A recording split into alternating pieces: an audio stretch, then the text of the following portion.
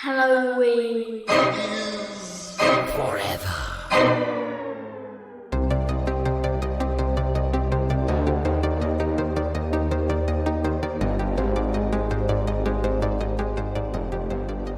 It's beginning to look a lot like Bitchmas. Welcome, boys and ghouls, to a fucking very festive, very merry showdown episode of Halloween is Forever. I'm Brian. I'm Meg. I'm Steve. Here we fucking are, guys, in the month of December. Listen, I'm looking out my office window out on my front lawn. I'm looking at my inflatable Frosty the Snowman. I'm looking at my dang light up candy canes. I'm drinking Christmas beers, guys. It is the holiday season. I'm just going to preface this. I'm still just not in the spirit because this is my month. This is my birthday month. So I don't give a fuck about the Santas, the candy canes, you know? Yeah. You can try. You can try. You hate being, listen, if we know anything about Meg, is we hate being Holly, hates being jolly. Those are two. She hates it. She hates the Christmas spirit. Yeah. But she hates the Christmas spirit. We're going to get her into the Christmas spirit. What else to get somebody in the holiday spirit than horribly disfigured child murderers? Guys, we are doing December dirty this year. Not completely unlike we did last year, where we actually did a little thing called Secret Satan, kind of like your Secret Santas, but Satan because he rules. And we did a thing where we each picked a movie for each other. We actually did the Hellraiser franchise last year. That's what that old spinny wheel gave us.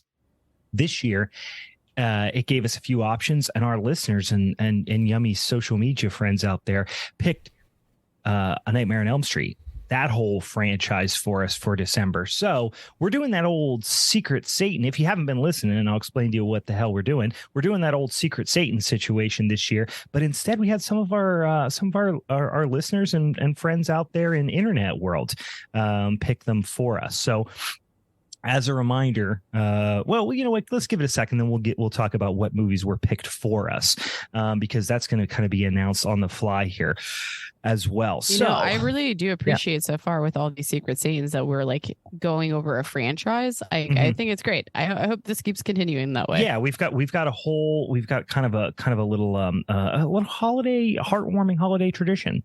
I would go as far as to say. I mean, I feel like give me 2 or 3 more years and I might start getting into the spirit if this keeps happening. But by 2025, and we're doing a very, very critter Christmas, and you're just fucking wearing an ugly sweater, chugging eggnog, the whole thing. So I do want a Halloween is Forever ugly sweater. I need it to like expand and be bigger than just like 10 films or something. I need our audience. What's bigger than that? Like, you mean outside of a franchise? You mean? Yeah. I need it outside of a franchise. Oh, I need our audience. More, Steve. Okay. Yeah, I want our audience. Where greed comes in, is. I feel like this isn't it's very. It's a season of giving. Listen, Meg, the Grinch herself over here handing out goddamn Christmas life lessons over here. I want our audience to be drawing from a giant pool of movies to where we have no idea what we're getting. Oh, I see. That's a good idea. Maybe next year, what we do is we do like the equivalent of the Sticky Bandits, where you just stick your hand into the change with tape wrapped around your hand and just see what comes out. But there's razors just all in there.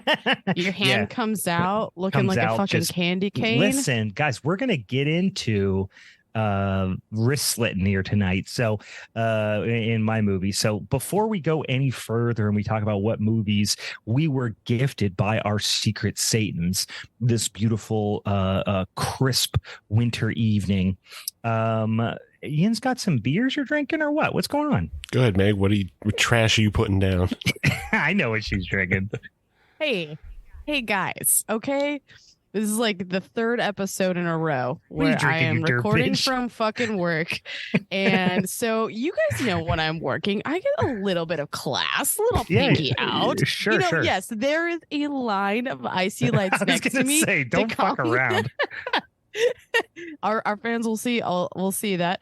But I am putting down. We had like one more glass left of this Montepulciano de Abruzzo Reserva red wine that I'm putting back to start, guys. I'm not only just into beer. Yeah. Okay.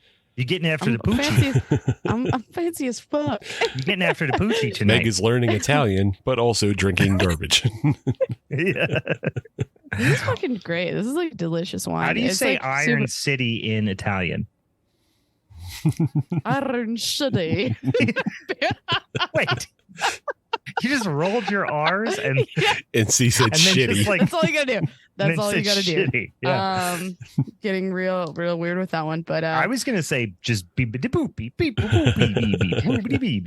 You know, as I'm drinking this though, I'm just like wondering when I'm gonna get like the 2 red marks on my lip. Mm-hmm. But I have a really quick funny story of like my grandma loves drinking wine, and she does specifically love red wine. You know, she'll dabble in white wine too. Classic But I remember going over to her house. This was in the last like 5-6 years, and walked in, and this is probably like 2-3 o'clock in the afternoon, and my grandma like already had the 2 red marks on her lip. Oh yeah.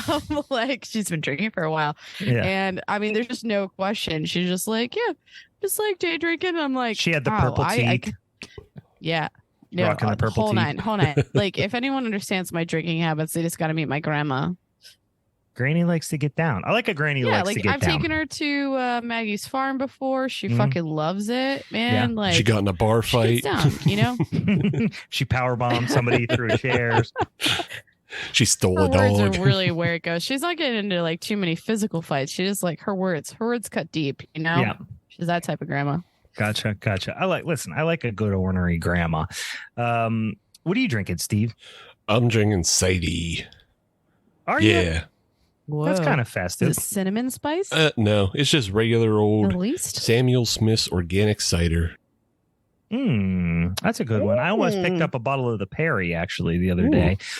Then I didn't. So end of story there. Samuel Smith, I feel like in general was like one of the first beers like you could find in stores regularly. You know, whether like import, like anything unique import kind of thing. Yeah. Yeah, it was fucking great. I haven't had it in like years. Everybody drank that chocolate back in the day. I always get down with it. I always get down with a little Sam Smith. I was actually at a lovely Wegmans store up in beautiful Erie, Pennsylvania, and they had maybe the widest selection of Samuel Smith beers and ciders I've ever seen. They had like 10 facings of different ones. They had the organic lager, they had the Perry, they had the freaking, the IPA, they had the bitter, and just fucking everything. They had them all. Oh, they even had the Yorkshire Stingo. I fucking always love their selection at a Wegmans. I don't know. I feel like that. I mean, that was usually one of my first go-tos where you could find craft beer back in my hometown. But Wegmans rules. I'm not gonna lie. Yeah. Yeah, and I was just up there last week. And quick side story again. I have all the side stories. I haven't talked to you guys in so long. I picked up some stuff, and I was like actively like keeping a couple beers to the side that I was like, yeah, I'll drink on the episode. And then I had a friend, we did like a video call where the goal was we were just going to shotgun beers on the video call. Sure. So those were the martyrs. I was like, shit, I have 2 beers left. What am I going to fucking shotgun right now? Oh, it's a Gumball Head and a Pils Mafia. Cool. Ooh. I haven't picked up the Pils Mafia yet. No, but it's fine. I mean, it's good.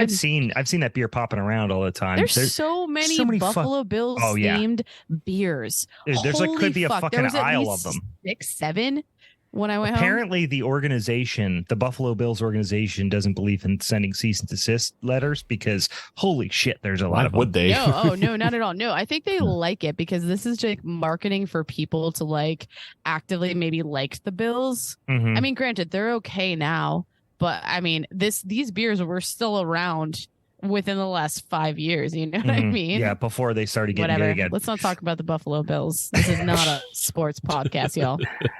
It is not. And for that reason, I'm going the complete opposite of sports, which I think is little mythical gnome creatures. I'm drinking a little Le Chouffe Blonde here, and I actually have my Le Chouffe glass with my little cute little gnome guys popping around there. Is that what that is? That's so cute. Yeah, they got a bunch of little gnomes. They got a little Where's Waldo situation on there.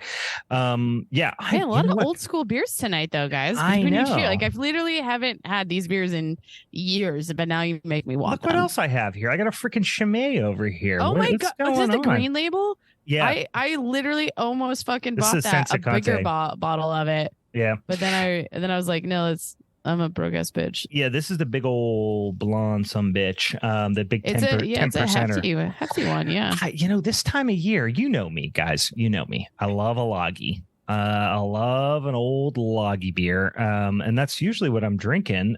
But around this time of year, when things get festive, I tend to go towards the Belgies. I don't know why. Maybe it's just because I'm used to waking up in the month of December with a headache or something. But I always buy a disproportionate amount of Belgian beers in December. I don't know because they're spicy and they're warm and they keep you warm. Yeah, I think it's the warming situation. I think it's when you say spicy though, I want you to do the elbow thing, or the shoulder like thing. Yeah, it's spicy. Getting spicy over here, guys. No one can see this, but yeah, they'll understand one day. They'll get it. You can just hear when I make this noise. You know what I'm doing with my shoulders. That's sassy. That's the sassy prelude. Yeah. All right, here we go, guys. Let's get into this here. Once again, before we actually get in, let me do a little thingy thing.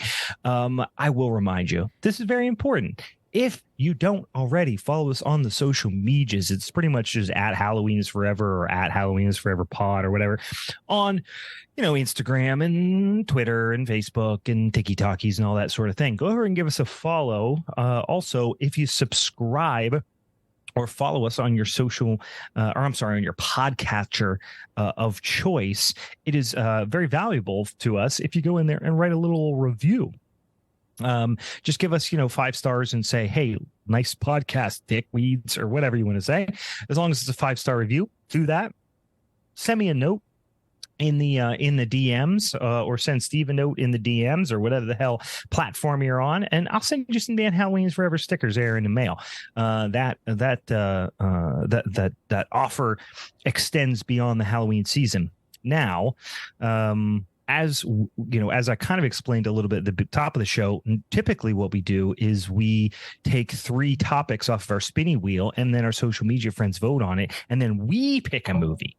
Not the case in December. Not the case in the Secret Satan Showdown here in December. Steve, what did you call it on the social medias? It was Secret Satan from Elm Street or something like that. I don't know. I just put a bunch of words together until it made enough sentence. Yeah. It does sound like one of those things where you just start typing and then you click the next word. Mm-hmm. Yeah. Secret Satan on Elm Street. You know what I'm talking about? Yeah. So haven't you seen the one where they create like a song like it? Oh, yeah. Jack, our mutual friend Jack Smith does that all the time.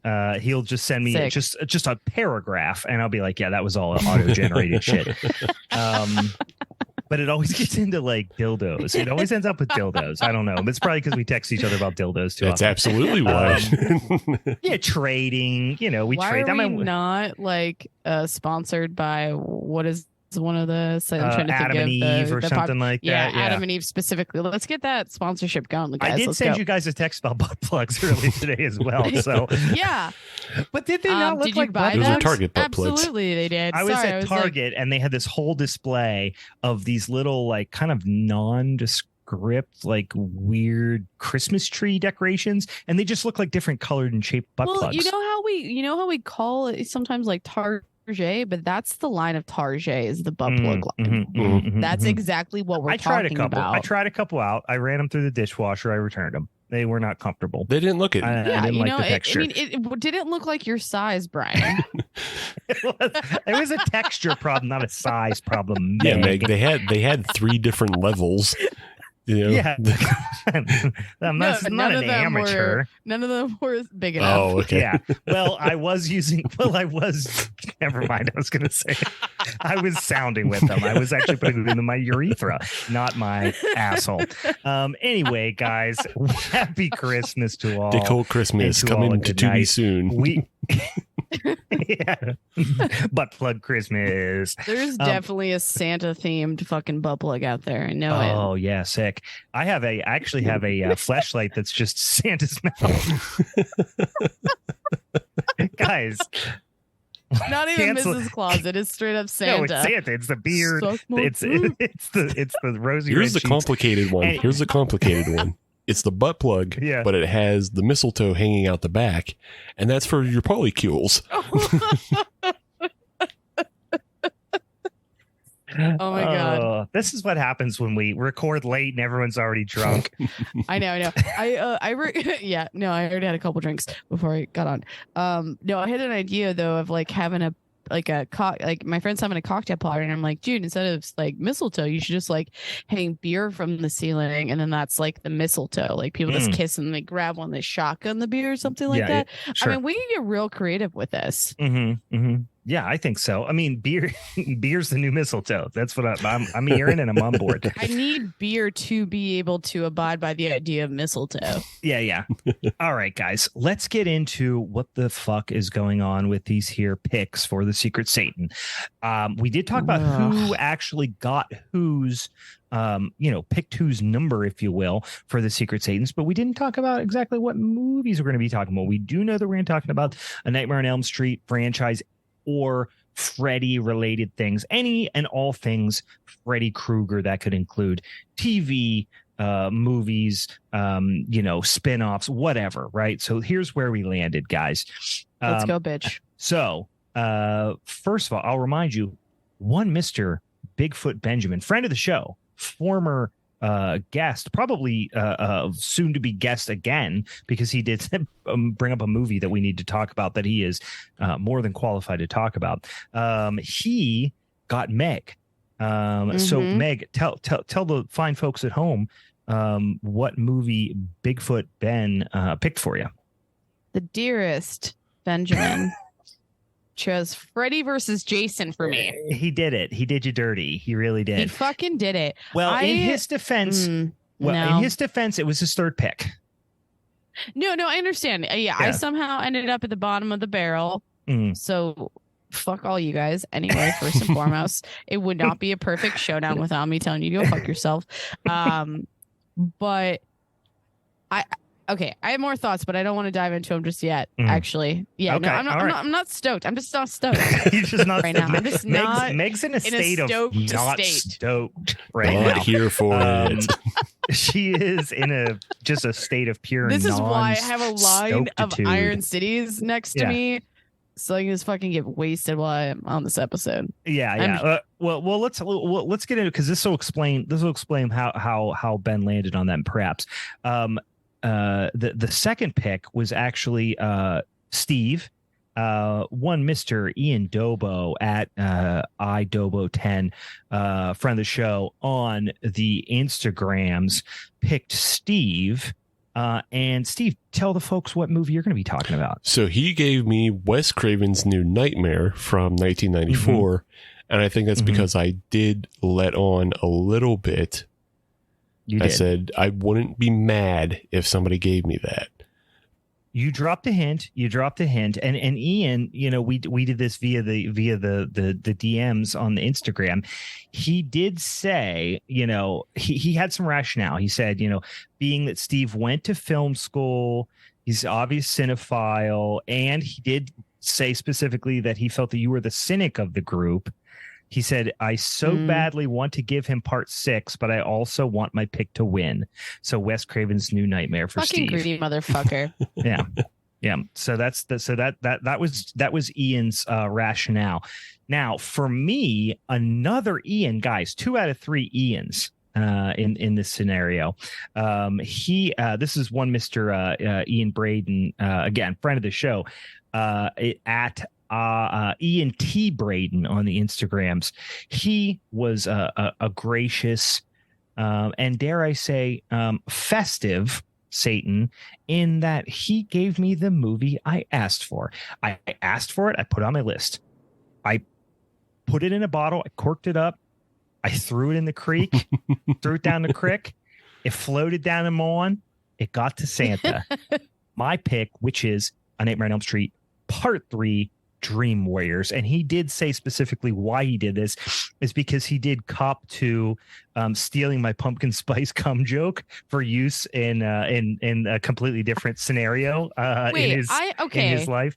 I'm pretty sure I helped perpetuate that joke. So I definitely started that. So I'm what you're saying. You want to trade movies right now? Yeah, absolutely. 10 out of 10. Propose it. We'll see how it goes. We're not. No, we're not going to trade movies.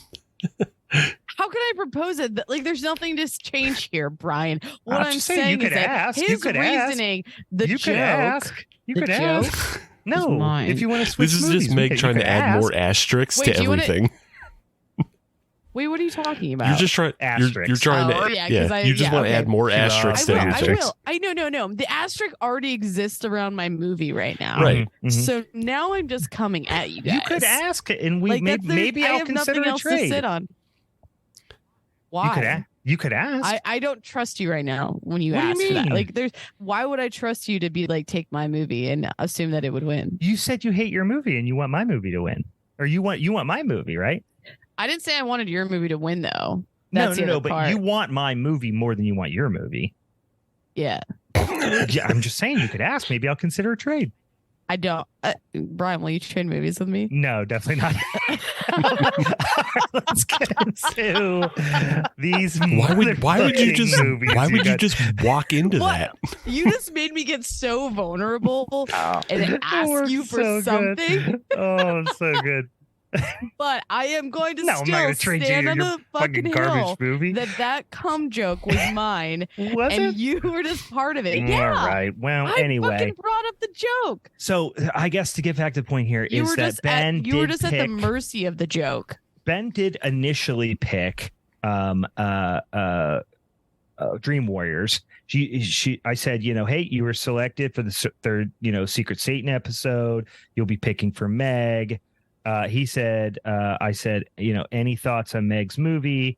He said, my number one pick is Dream Warriors. I said, taken. What's your number two? He said, New Nightmare. I said, that was also picked. And he said, you've left me no choice. And then he sent me a Freddy GIF versus a Jason GIF. I said, "Whoa, perfect." No, Ben's gonna listen to this, and he's gonna hear me bitching right now, and I'm gonna say, "I love you, still Ben." Ungrateful gift taking. He was he was put into a tough situation, guys. He was put in a tough situation. Don't blame. Don't kill the messenger. I feel like this is the October episode, but I am the referee. I'm not. You know what I mean? I literally feel like that's where I'm at. Too short. I'm not. No. Okay, Brian. Steve's movie's kind of shot shit. It's not. Actually, no. I'm not. No, it's not. A little tiny bit. You can come at it that way, but what I'm going to say is, okay, I'm actually going to break this down for you guys right now. You guys have understood that I got into horror later in life, so I haven't experienced all of the franchises. And what I realized by watching all of our films is, and obviously seeing the first one a while ago, is that I think this franchise might be one of my new favorites. I think it's at the top of the list for me. It's great. It definitely over Friday the 13th, definitely over Halloween for sure. Yeah, I mean, it's very different. It's a very different thing. It's a very different thing. I feel like Freddy has this essence of he has to be clever because he's not big. And we obviously know he's dead, so there's the supernatural aspect of it, I think, has been intriguing throughout it. And so with that being said, is I'm watching all of these movies for the first time, and I thoroughly enjoyed the experience of it. And so I'm coming into this being these might be some of my new favorite movies that I've seen in a long time. Listen, the Freddy franchise is great. The Nightmare on Elm Street, Freddy Krueger, this. I put this more in the same boat as I would Chucky / Child's Play, and then I put Jason and Michael over in another category because they're so the difference with Freddy is he's self-aware to a certain extent. Yeah. As Chucky is as well. They are to a certain extent aware of the fact that they are living in a very weird world, and they are taking just kind of pleasure in manipulating the strange horror movie logic that they live within. Whereas Michael and Jason are kind of living in at least the pseudo real world until you get really to part 6 and stuff like that. Guys, we're not talking about the other franchises, but It is interesting because it kind of stands on its own. No, totally. But and I think that's what made me start thinking about it a little differently. And I like the idea of like putting, for my film specifically, Jason versus Freddy, because they're both clearly dead, and so we have that. And you're taking some liberties. You're just going to switch them. What's up? You're calling it Jason versus Freddy. In your mind, you're switching. Oh my god. Freddy versus Jason. What the fuck ever. I thought you were retconning it to make it Jason versus Freddy. No, okay. I'm just fucking been drinking. Like, I thought you were just going to drink earlier, and I got to drink tequila before I started my shift, and then had one while. Like, dude, fucking give me a break. I'm working a lot lately. I just pulled a double. That's true. That's Freddy true. versus Jason, Jason versus Freddy.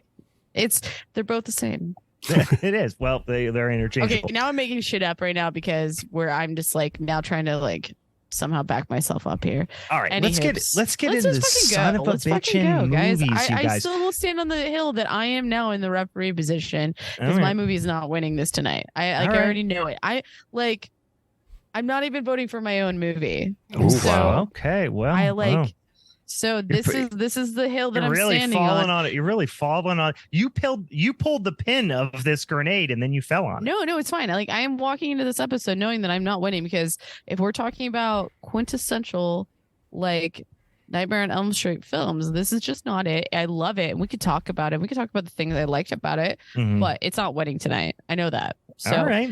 What I'm excited about is to hear how you both, because I liked both differently. I did kind of like one more than the other. Okay. Let's fucking go. All right. So listen, your boy's the champ. Forgot to mention that at the top of the show. If you didn't know, none of us care. Your ass better call somebody because I am the current fucking champ. I'm holding this motherfucking strap. I took it home last month in November, so I get to pick the order for tonight. So I am going to lean in here, guys. I'm going to go first. I'm actually going to go first this time, which is a little bit of a weird choice for a defending champion, but I'm going to go first. And then I think we're going to go me, Steve, Meg. Okie dokie. Okay, cool. I think that's the plan here. So first of all, I'll jump into. So I'm talking again one more time about a Nightmare on Elm Street. Sorry, a Nightmare on Elm Street Part 3: Dream Wars from the year of our Lord 1987. Directed by one Mr. Chuck Russell, written by a murderer's row, guys, of fucking superstar directors and writers. Obviously you got Chuck Russell in there, Wes Craven, Frankie Darabont himself coming in here with a writing credit, and Bruce Wagner. So this, so you get the Edgar Allan Poe quote at the beginning. You get a little paper mache action right off the bat. You know, one thing that I never noticed when I've seen this movie before, and this is my favorite of the franchise. This is one I asked for. Like I said, your boy got what he asked for on his old Christmas list. In the future, I think that's a new asterisk. No more asking for what you want. I'm pretty sure you did it this time. I know, and I don't want to. I want to take that back as well. No. Hey, Steve, I'm going to disagree with you though. Right. I'm gonna disagree because we don't know if we haven't decided yet if we're going to do. I do like the format of how we did this year, but I actually think it's fine. I think I'm going to go vote. It is okay to ask for what you want, and hope this because I didn't ask for what I wanted, and look what I got: Freddy versus Jason. Should have been more vocal about what you want. If you don't ask for a Super Nintendo, you're going to end up with socks, boys and girls. Yeah, but that's what I want. I want more socks in the future.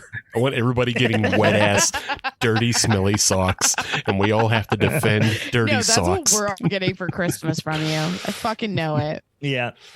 I'm actually wearing the socks that I'm ripening for you guys for Christmas. So, all right. So no, dude, you got to save those to sell on the internet. You're going to make a lot of money off that. Please just like.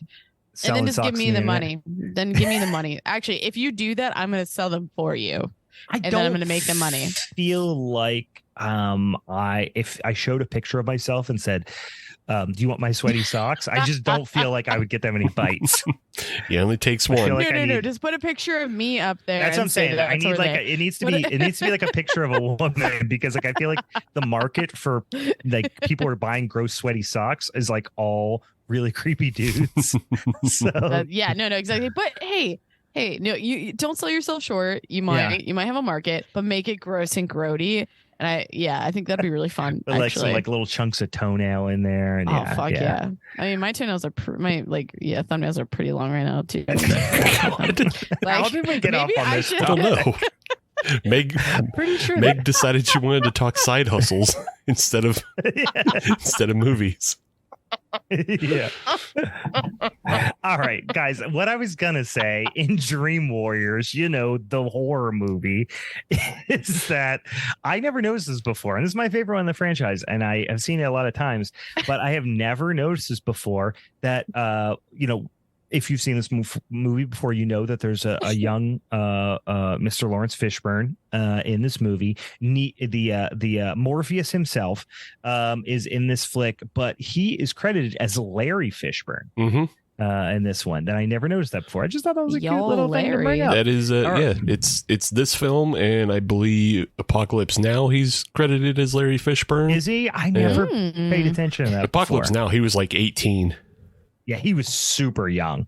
Yeah, I was like, maybe he's got older. He's like, I need to be taken seriously in a different way. Yada yada yada. I'm Lawrence now. I'm Lawrence. Yeah. Again, see how I rolled my R and made it sound totally different. It did. It sounded very fancy and Italian. All right, so this opens on you get Kristen, played by the great Patricia Arquette. We got another Patricia Arquette on this. We just talked about her. She's chugging Coke. She's eating Maxwell House flavor crystals. She's trying to stay awake, obviously. So you kind of get the idea right off the bat what might be happening. And you get introduced to her mom, who definitely fucks. Her mom kind of is done with her, doesn't really want anything to do with her. Her dad and her parents got divorced. Her mom's out partying, cares more about that than her. That much is clear. But she also dresses weirdly like Bruce Wayne's mom.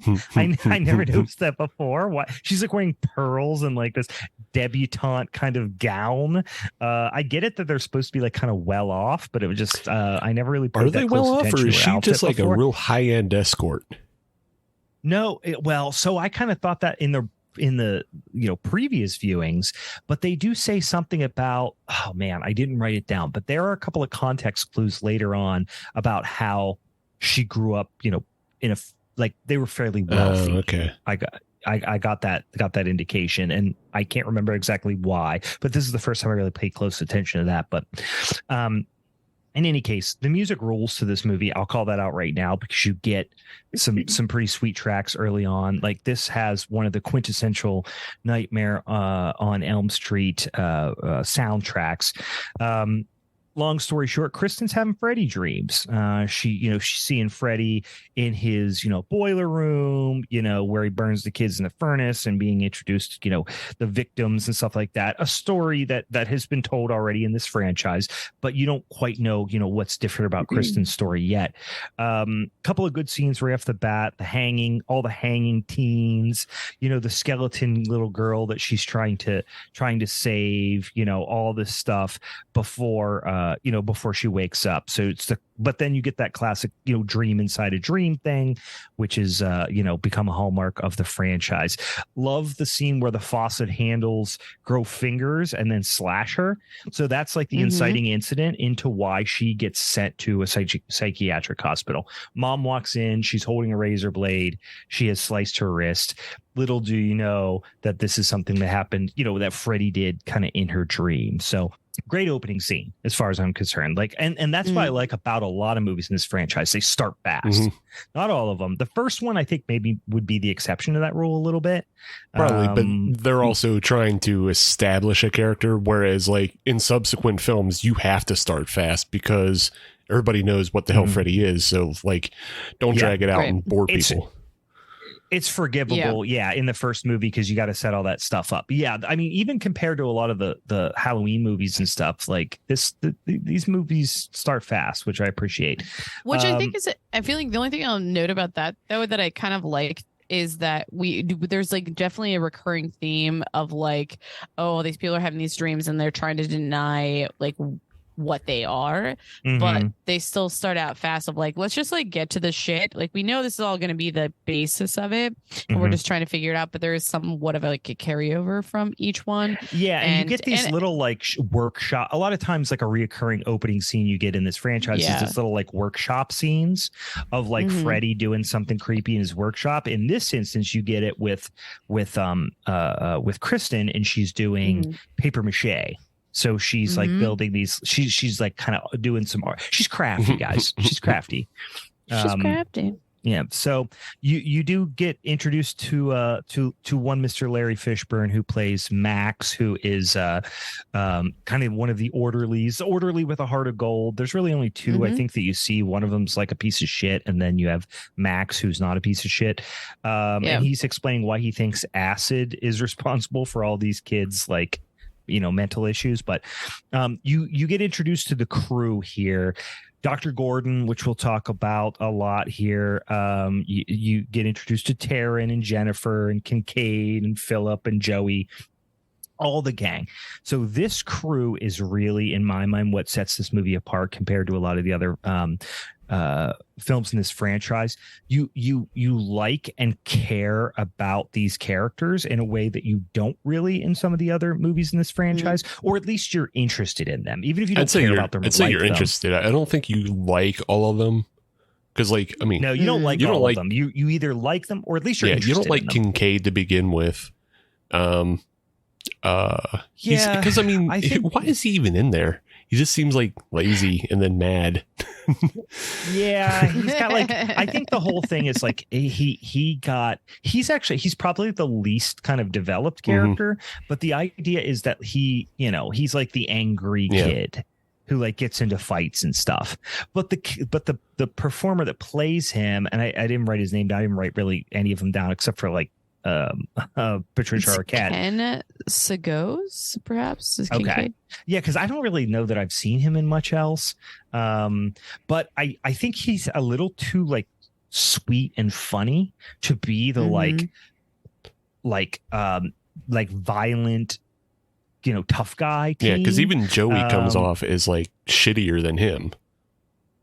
Joey, and I think it could almost be like a racist thing too. I'm not gonna lie, we're talking about time and place. It could also be just a racist thing where he just needs to like play up to some like tropes, and like that somehow makes him like hard. He's really like, okay, he's the Raphael, really, of the crew. Sure. He's cool, but got attitude. He's cool but rude, guys. He's cool but rude. He's the Raphael. But he's like outspoken and stuff like that. That's why I'm like going like there's like these kind of mildly racist tropes a little bit. Well, I don't know if it's racist as much as like I could see there's him. I would say Taryn also. I've never read the script or anything, but I got to assume there was probably more to their characters that got cut out. Like I kind of imagine like Taryn, it felt like there was more to her story that doesn't get told. I could envision Kincaid like coming from like an abusive household or something like that. Like they all came from like troubled backgrounds to a certain extent.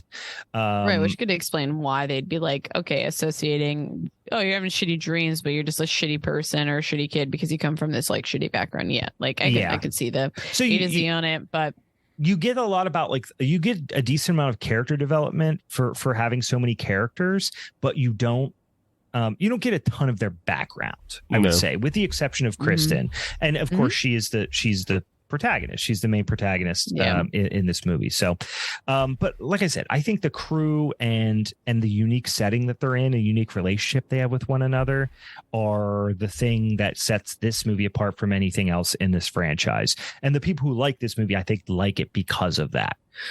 For this like Goonies-ish kind of element to it, but we'll get a little further into it. So Kristen starts early on. The thing I like about Kristen in this one is she just kind of fucks everyone up. Like she knows, she's going to die if she gets sedated, because she goes to the mental institution, obviously, because her mom thinks she's trying to kill herself. And then she just starts fucking people up. Nancy walks in. You're like, where's Nancy? Right. Where's Heather Langenkamp? And she shows up pretty early on. And she recognizes the rhyme that Nancy is kind of like muttering to herself, the 1, 2, Freddy's coming for you kind of thing. Now, this is like the interesting thing here. Nancy is an intern at this psychiatric hospital.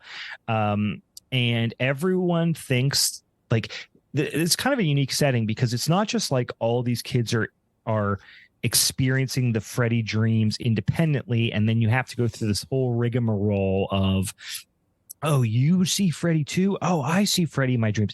You miss all that. They're already all on the same page, but feeling very, very trapped and trying to operate within this environment of this, institution where they're essentially prisoners in like in almost a low security prison of sorts.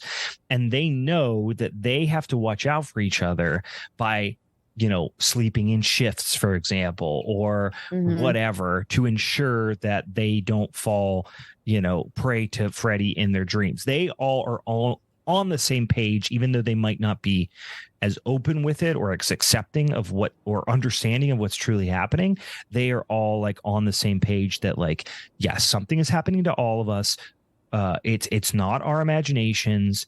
It's fucked up, but they're constantly being inundated from the outside, from the doctors and stuff in the institution that are saying, no, this is a group delusion of some sort. And they keep trying to convince them that it's like this group delusion. But they don't want to sleep. They don't believe it. But Nancy immediately recognizes what's happening, but the doctors obviously don't. So that's like the key kind of setup thing here is like they reinvented this idea of like Freddy can kill you in your dreams thing, but instead of it being the kids being dumb or lazy or whatever and putting themselves in a situation that would result in them potentially falling asleep of their own volition and putting themselves in danger, now they're running the risk of somebody else making them go to sleep and putting them in danger unknowingly. Yeah. I think the one thing they do touch on, though, is they say that everybody was experiencing the dreams before they got institutionalized. So yes. So I'm not saying that like Freddy was trying to get them all in the same place. I think it's just because they're all in the Springwood area. Right. So his reign of terror is for whatever reason reserved to this geographic area, which is just a thing that we have to accept in this franchise, which I don't exactly know why. It's tied to the house at sometimes, but sometimes it's not. It's like it's kind of just like a hole in the franchise. But I will say that this is kind of the one thing that bothers me about this film, one of them at least. Oh, this is not a waterproof movie. Let's be clear waterproof, about but this. It's not waterproof, but it survives on a lot of great visuals. But the one thing that bothers me, and it just feels like it's out of order, is that so we get Nancy introduced, and then she falls into one of the dreams that Kristen is having, right? And she saves Kristen from the worm Freddy. Yeah. And they see each other and they interact with each other. And then Nancy just lets two kids die after that.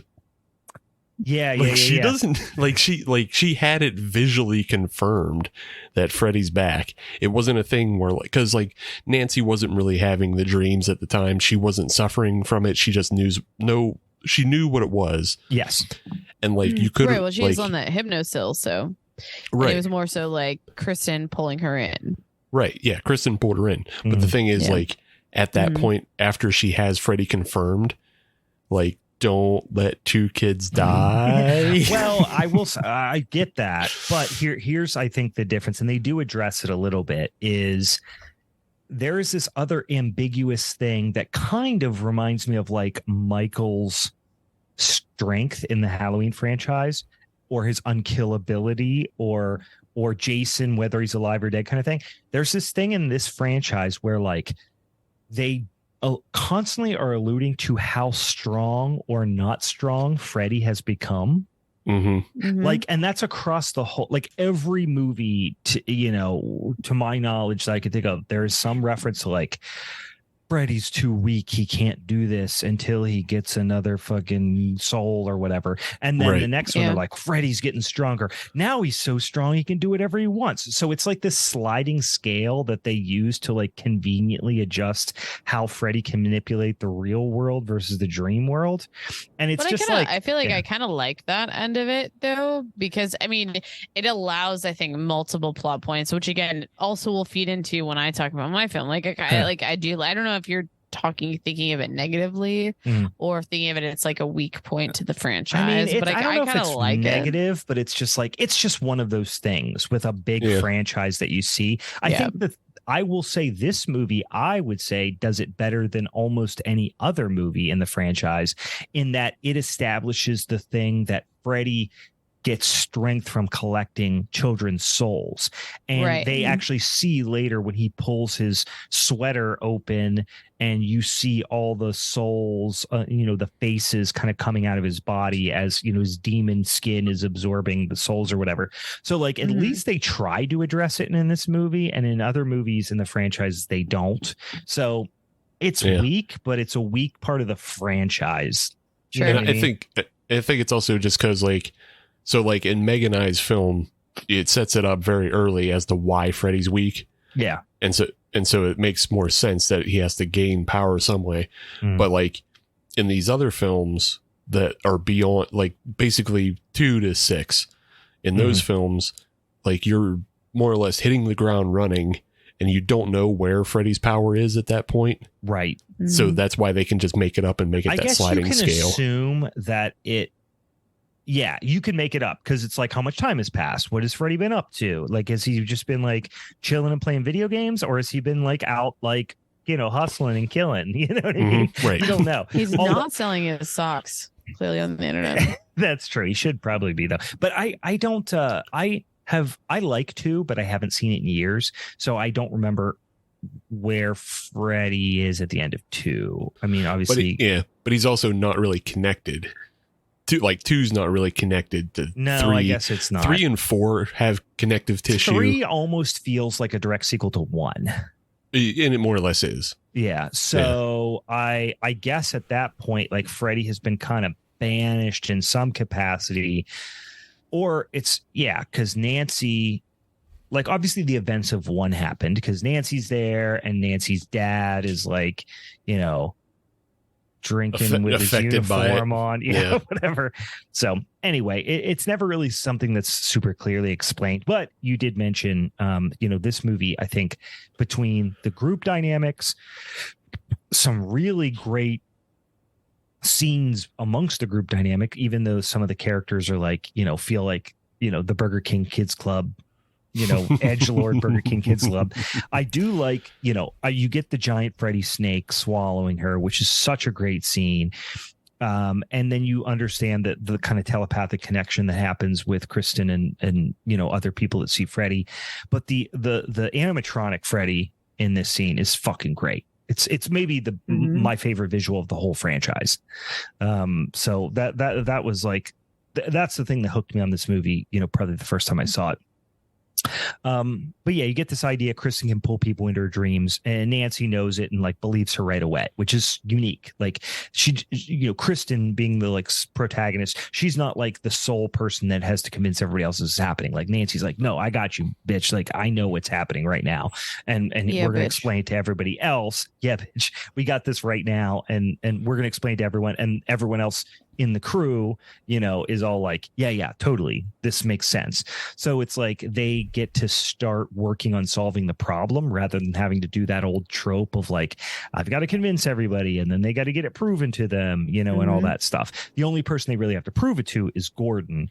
And it happens in kind of a cool way. I couldn't imagine this franchise surviving if they had to like go through the same motions every single time, which I think I'm like appreciative of the franchise for. So yeah, this is a side comment. I mean, and there are some where you kind of have to do it, unfortunately, but like in different ways. They always do like reinvent it, and like we'll see that pretty put on display in Steve's movie. But Yeah. So anyway, so you get the idea of a little bit about their backstory, why they were here, what happened. So Will tried to jump off a building. That's why he's in a wheelchair. Jennifer has these like delusions of being like a TV star, and she burns herself to like keep herself awake with cigarettes. Joey's a mute, I guess. Taryn is like kind of the bad delinquent junkie kid. Kincaid is Raphael, we said, and then Philip is just poor man's Corey Feldman. I think that's all he is. But they're trying to blame the dreams, like the doctors are trying to blame it on like guilt, and like they kind of when you say poor man's Corey Feldman, are you referencing his character in Friday the 13th Part 4, who is a mask builder? But instead of masks, he builds marionettes. He is not a great character. Like, he just feels like he's doing a Corey Feldman impression almost. But anyway, so they're trying to blame it on everything else. Some of the things that really like kind of lend some you kind of start to feel for the characters a little bit is like the scene where they're playing D&D. And, it's like they're this little family in like summer camp or that sort of thing, but they can't leave. So they all have this like ultra vulnerable side to them because they know each other's like skeletons and why they're there. And they're all like, it's like summer camp or, a family drama type of thing, but it's like everyone is forced to be super vulnerable because of the situation they're in. They, like I said, they sleep in shifts.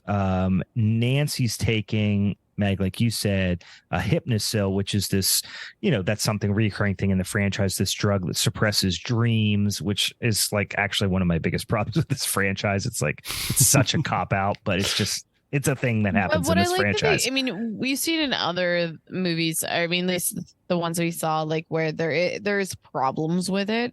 Yeah. So I kind of like that it's not a cop out in that like it's a possible solution to what's going on, but it comes with its own fucking issues. Yeah, it's not the worst thing in the world. It doesn't like ruin it for me. Like mine was literally everyone's in a coma. But anywho, keep going. Yeah, keep going. So Hypnosil is this like I'll drug just talk about mine like... throughout it, so that by the time you get to me, that we're done talking about my movie. But like Nancy, like it just Hypnosil is just like it's Freddy kryptonite. Like it just you have an invisible cloak. You got a Freddy force field if you take Hypnosil. So this is when we cue Three Doors Down, Steve. this is that music cue. You get a stop motion Freddy marionette. Steve, you're right. There's a lot. This is heavily dependent on visuals, but when the visuals rule this hard, it's like it's kind of liked worth the it. Marionette. I really actually fucking liked the Marionette a lot. I thought it was super sweet. Was fucking sick. Mm-hmm. And then you have, of course, Philip. He kind of gets strung up by the tendons, which is like one of the most like, I don't know. Of course, I've never had my tendons ripped out of my body, but like people get freaked out about like finger things or like eyeball things. Like the scene in Zombie or Achilles heel. Usually those do it for me. Anything with tendons is pretty gross to me, and this scene really is like is pretty fucking gross. But he gets like strung up by his tendons in his arms and his legs, and he has to walk the whole way to this ledge, and then Freddy's using him as like basically a marionette. It's big old puppeteer Freddy up in the clouds, and then makes him plummet to his death. This might be like one of the better scenes in this movie, and I really like it is because like everyone is so intense, like they know what the fuck is going on. They can't help him. They can't help him, but they know they can't see even Freddy at the moment. Like, but it's such a tense moment, and this is like even Joey doesn't get to that. Was Joey right? I just want to make sure I have Philip. The mute. Philip is the one that is made the jump. Joey is the one who goes through the mute. And bangs on I'm trying to think. Yeah. Joey's the mute. Okay. Philip's the one. Yeah, so I thought. Okay, so Joey the mute, like he's like at this point, like trying to like. Sounds like a Joey character the in mute. Goodfellas. Oh, Joey the mute. Tony 2 times over here. Okay. I think it's a really great scene of them, like the camaraderie, because they're like now collectively witnessing one of their own like being affected by Freddy. So I think it's a pretty impactful scene. Yeah. You know, the guy playing the character, like, does a great job, like, really, like, giving away that something's happening, but also not making it seem so awkward for the time and place of when this was done. It could have been a really stupid, weird scene too. Yeah, so, it could have been like. I'll give props to this scene specifically. It seems silly to say that like a scene in a Nightmare on Elm Street movie was done tastefully, but it kind of a little bit was. But yeah, there's like all these visuals, the snake and the marionette and all that stuff is really cool. Later, you get, you know, Skeleton Freddy and all this stuff, which is some cool stop motion stuff. But the scenes that really, I think, set this one apart from what other, you know, films in the franchise is these like group therapy scenes when they're having their like sitting around in a circle, you know, type of thing. And like in this instance, it's where they all know what's happening, but the staff doesn't. So they're having conversations among each other, and they're just having to like basically pretend the staff isn't there. And then the staff is trying to like simultaneously wrap their heads around the conversation, but also like control it and like provide some sort of therapy, which they're just lost because the kids are like confident and they know what's happening. And it just feels like it's like One Flew Over the Cuckoo's Nest, but with Freddy Krueger in it. A little bit. Yeah. That's pretty good.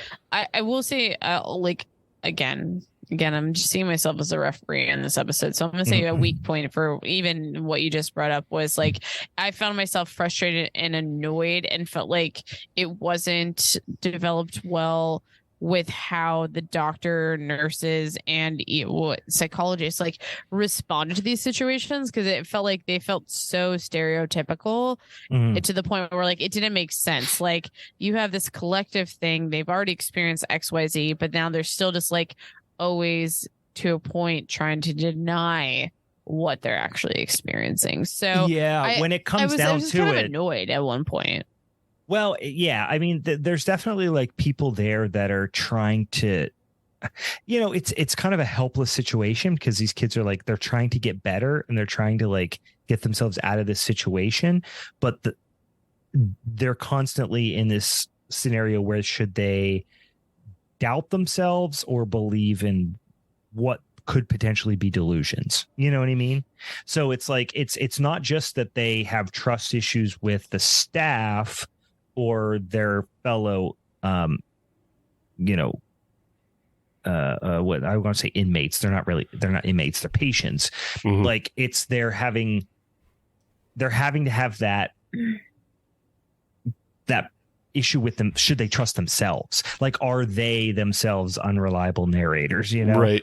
But at the same time, like us as an audience, we're already way ahead of that point. Yeah. So because we know it's Freddy. Steve, so I think, yeah, I think that's an amazing point, because all it does is feel like it's holding back something that could actually happen. It does. I think you saying that, Steve, is like the perfect description, because it feels like we are ahead, and all I feel like is like now they're trying to take us back to the beginning of the film, because that is something that should have or could have happened early in the film, and now we're way past that. Which is why I said it feels out of order with the way like Nancy is also ahead of all of this, because she's already seen Freddy. So like if it had happened before where you see like Jennifer, you know, get killed and she's stuffed in the TV and nobody's really sure how or why it happened. Okay.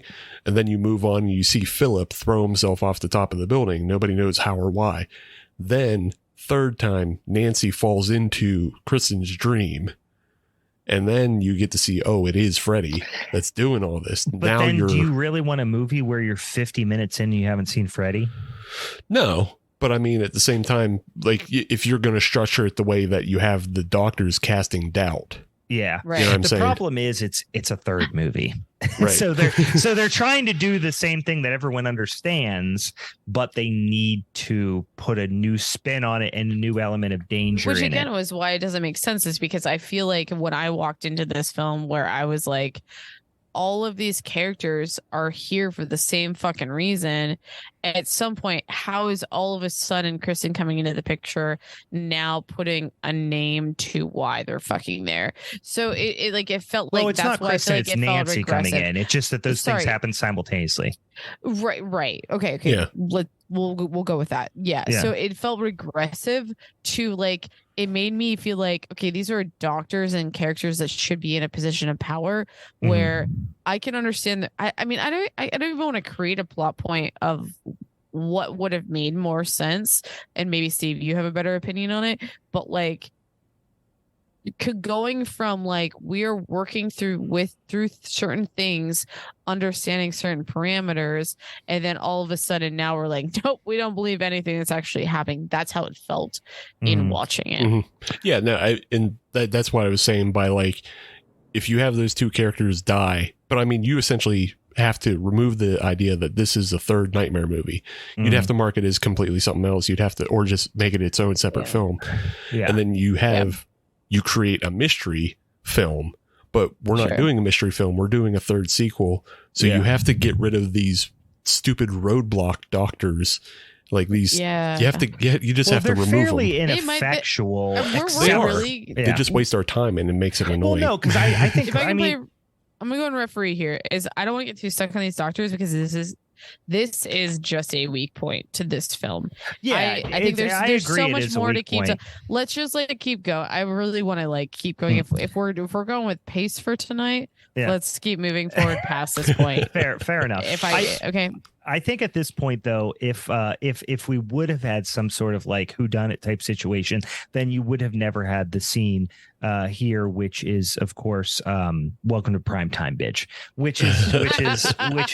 I mean, I would have. That is Edgar Allan Poe level writing there, but Edgar fucking Allan Poe level shit right here. But she, Jennifer's trying to stay up late at night, and of course, Larry Fishburne lets her stay up. She's burning herself with cigarettes, the whole 9 yards. She still falls asleep, and Freddy, picks her up, jams her head into the TV, because she likes TV.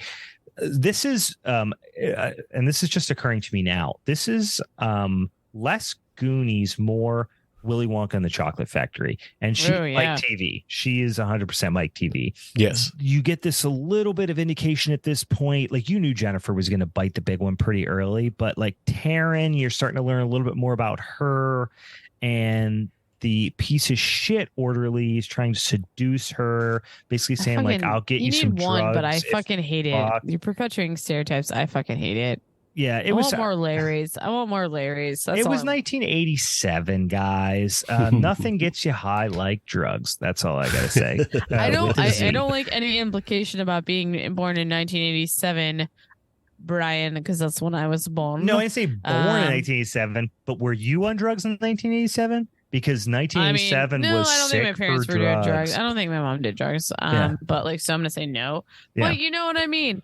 I'm just saying, don't say it was not. You get a Zaza Gabor cameo here, which again, Zaza 1987. So Jennifer has bit the big one at this point, and now they're like, okay, she obviously didn't kill herself by jamming her head through a TV that's hung up on the wall. So at the funeral, the doc sees I think her name's like Sister Mary Helena or something like that. It's Amanda Kruger, right? It's Freddy's mom. Yeah. We all know this. At this point, it's not that difficult to determine. But then eventually Nancy like pushes everything forward. Like, we're going to tell them what's going on. She explains everybody who Freddy is. The doc, agrees to give them the drug, and they do a whole like hypnotizing thing where we're all going to fall asleep at once. And then they're like, oh, it didn't work. But then the doc's little like perpetual motion thing starts to fly around. The nerd kid in the wheelchair is a wizard now. Kincaid's super strong. They all have these dream powers that they have developed as kind of like defense mechanisms in their dream to fight Freddy, and now they're all going to come together. Indicators. I think it's also good indicators when they know when they're in a dream too. It is. Yeah, that too. But these are tools that they have developed in their dreams to fight Freddy off and survive. So now they're all coming together, as the Planeteers to go fight Freddy with all their individual powers. So, like I said, Kincaid's super strong. Kristen does flips. Taryn is a punk with knives. I guess that was the only one that was kind of confusing for me. I think she's also Raphael. I never caught that Dead Milkman song. Taryn is punk. So, I think the whole idea was like she doesn't like herself, so if she was cool, she would like herself. I guess. Typical punk things. So yeah. But meanwhile, so Joey sneaks off and he's about to fuck this nurse, but then she ties him up with her tongue, and then oh my god. I sent this like I paused and replayed or like rewinded and videotaped it and sent it to some people. I was like, what's wrong, Joey? This is a different kink level. It's a great pun. classic Freddy line. So anyway, the other doctor comes in, sees them all just like passed out on the ground. Joey's in a coma, and she's like, "Nope, not cool." We've talked about boobs for 2 seconds. Oh yeah. Go ahead. This is really the only boob factor you have in your movie. That's true. So I'm just saying, we're just making a note because when we talk about mine's within the first 3 minutes. Yeah, but so let's keep going. Let's keep going. But they're better boobs too, I think. In yours? I think so. Yeah. Dog. Yeah, dog. On. No. Yeah. They are brand new fake boobs. Like, not just listen. I'm not trying to say like, listen, have your fake boobs, do your thing. Wow. I'm not trying to judge. I mean, okay, I'll give it to you guys. If I had to choose between fake and real, I have a preference. I would rather see real boobs, but not shaming or whatever. 80s possibly fake boobs though. But here's the thing: it's not just that they're fake in your movie; it's that they're brand new fake. Like they're like they literally look like they're made of plastic and don't move at all. That's that's a problem for me. They got to get worn in. They're like. Yeah, it's like a harmonica. When you get a harmonica and you can't really bend the notes well because it needs like loosened up. It's the same thing with fake boobs. All right. So anyway, guys, let's keep going. I'm going to jump forward. I'm jumping forward here. Is not going to actually be enough No, time. I'm moving forward here, guys. The big chief doctor comes in and goes, "You guys fucked up. You're fired." Nancy and Gordon. And then you get the story, which is a canonical thing that I think is important. Is you get the whole, bastard son of 100 maniacs thing that Amanda Kruger explains. Like she was, raped by all these crazy people, and that's how Freddy was born or whatever. Which is really weird. Wait, is that how the band 10,000 Maniacs came about? I don't think so, because this is 100 maniacs. But no, I mean, but you can just add a zero. It could be. I don't think so. Because I think they existed before 1987. I'm not sure about that, but no. I don't think so. I think in the 90s. There's no way that it came from this. There's no way. Listen, and you might be right. No. I'm making a complete joke because of that. I'm saying 10,000 Maniacs because they actually were from my hometown. Oh, really? Yeah. What's the song? What was their big song? Fucking can't even remember. I'm just saying you drove 10,000 Maniacs, and there's plenty of people out there who probably know who they are. Anywho, this is I know bad they joke. Are, but I can't remember I just can't remember the song. Not tell me all your thoughts on God. That's all I know. But I wanted to bring that up. Let's keep going. I keep drinking Iron Cities, and we keep talking about your film. All right, this listen. It's not going to get better. So they figure out how they're going to get rid of Freddy. This is important. They got to bury his remains on hallowed ground. The parents burned him, years ago, whatever. Mm-hmm. So I could jump forward a little bit. So, he's holding Joey hostage. You get the "come get him, bitch" thing, carved on his chest. CUM, come get him, bitch. It was CUM. Little known fact. They figure, well, if anybody knows where Freddy's remains are buried, so they can go bury them on hallowed ground, it's Nancy's dad because he's the cop and blah blah blah. So he's getting hammered at a bar. They go find him. They kind of lure Nancy and Gordon back, saying Kristen's been sedated. She's going to get all fucked up by Freddy if you don't come help. And then you get Kincaid's famous line, "Let's go kick this motherfucker's ass all over Dreamland." I mean, come on. That might be the scene. That might be the line of the movie. Oh, it's so beautiful. They all enter Nancy's dream at once. They start fighting Freddy and using all their damn ninja powers and all that type of shit. And then a couple of them meet their fate. Taryn and Freddy have a knife fight. And she's like, and then he's like, "No, wait, let's get high." Don't bring your dream to a knife fight, motherfucker. But then she's just like, he's like, "We're friends, let's get high." And then she just kills her, I guess. I don't know. Her and what's his name? Kincaid. No, not Kincaid. The kid in the wheelchair who's the wizard. Will. Her and Will just get like dispatched like unceremoniously, so I would say. Well, yeah, because I really feel like there was probably, especially Will, because Taryn gets like a climactic thing where her, even her little track marks are like yum yum yum yum, with her like little mouths and stuff. Yeah, they're like yum, eat them up. Yeah, I got the feeling that there was more to Taryn's story, because then there was the whole, how about the asshole, orderly that was trying to like get her to like fuck him so she would give him, he would give her drugs and stuff. Yeah. I just felt like there was more to Taryn's story that got cut out. And then she ends up getting, like, you saw the climactic kill, but like it felt rushed a little bit. But Will's especially did, because he's like, "I'm a dang wizard. I'm going to explode your scary chair." And then he's just like, "Nah, dog, stab." And then, he just walks up to him and he gets stabbed. And then you don't see anything after that, really. Will's done. He's out. Yeah. He just got stabbed in his chest and that's it. And it's like, Freddy teases him for being paraplegic.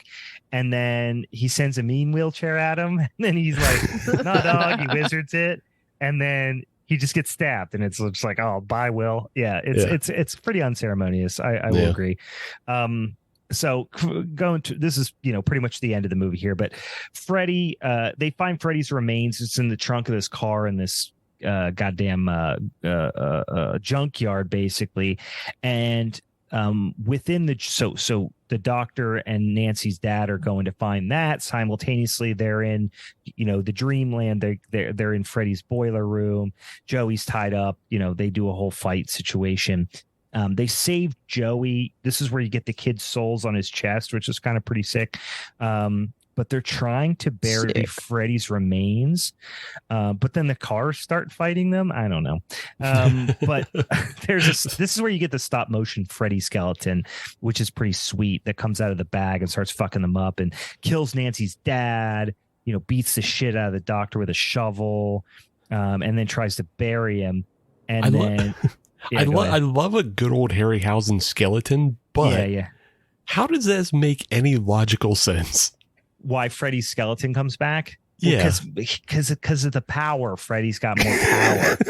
he's Tim Allen. He's got more power. Yeah. Oh God. I just think it's like a way for them to be like, remind you, he's never gonna die. It's never like.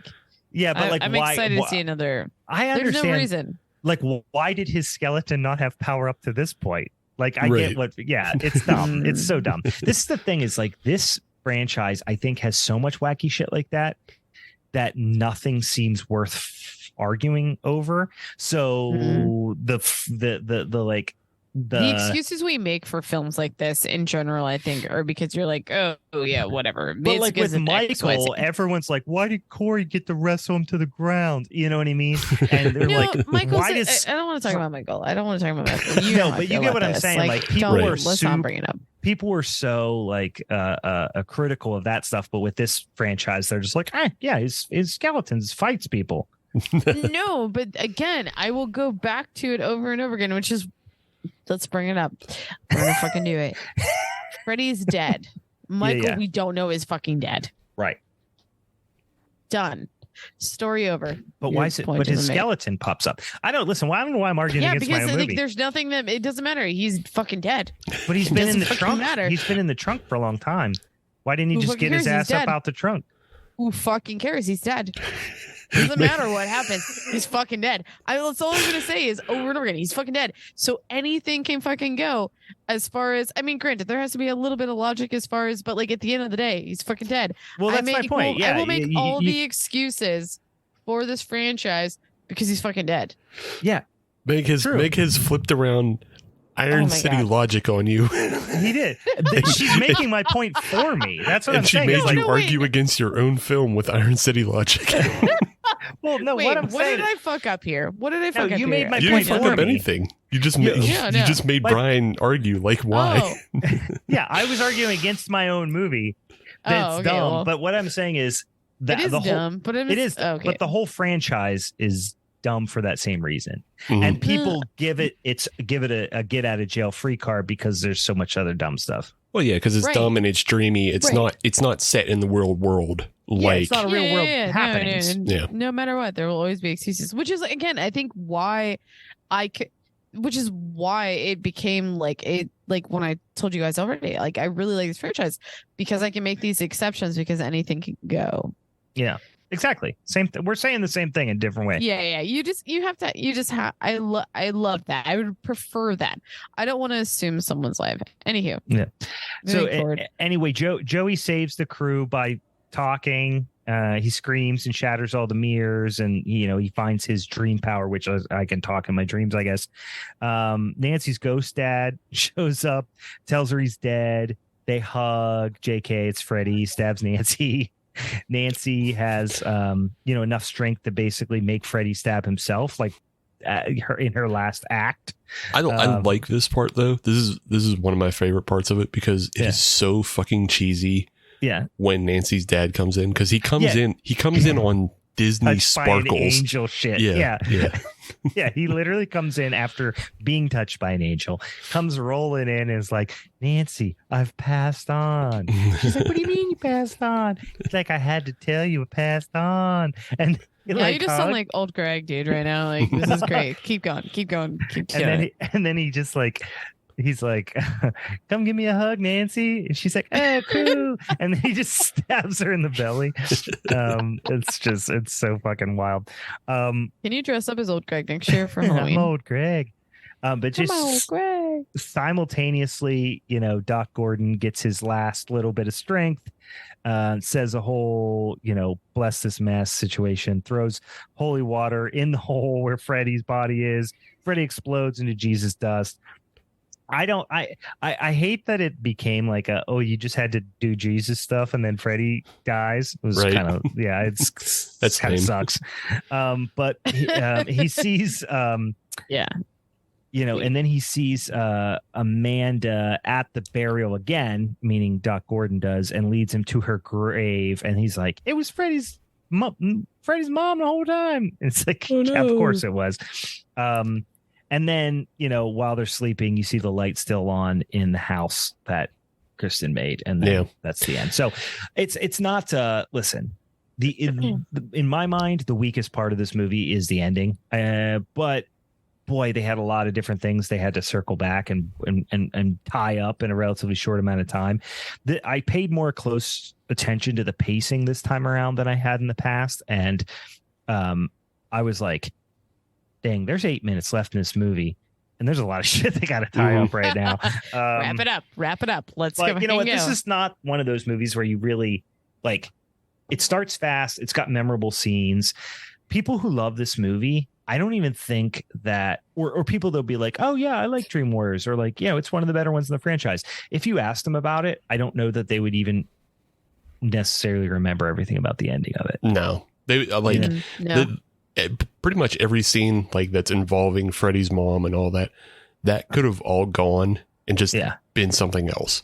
Yeah. Like, don't the do whole that.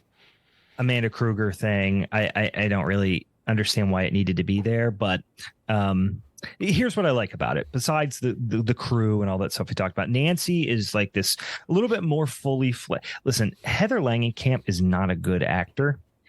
She's just not. She's bad at it. She does a bad job at acting.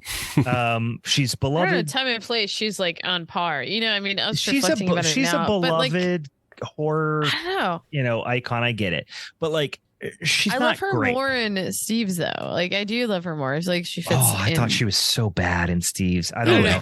She was bad in mine too, but she's bad. She's bad across the board.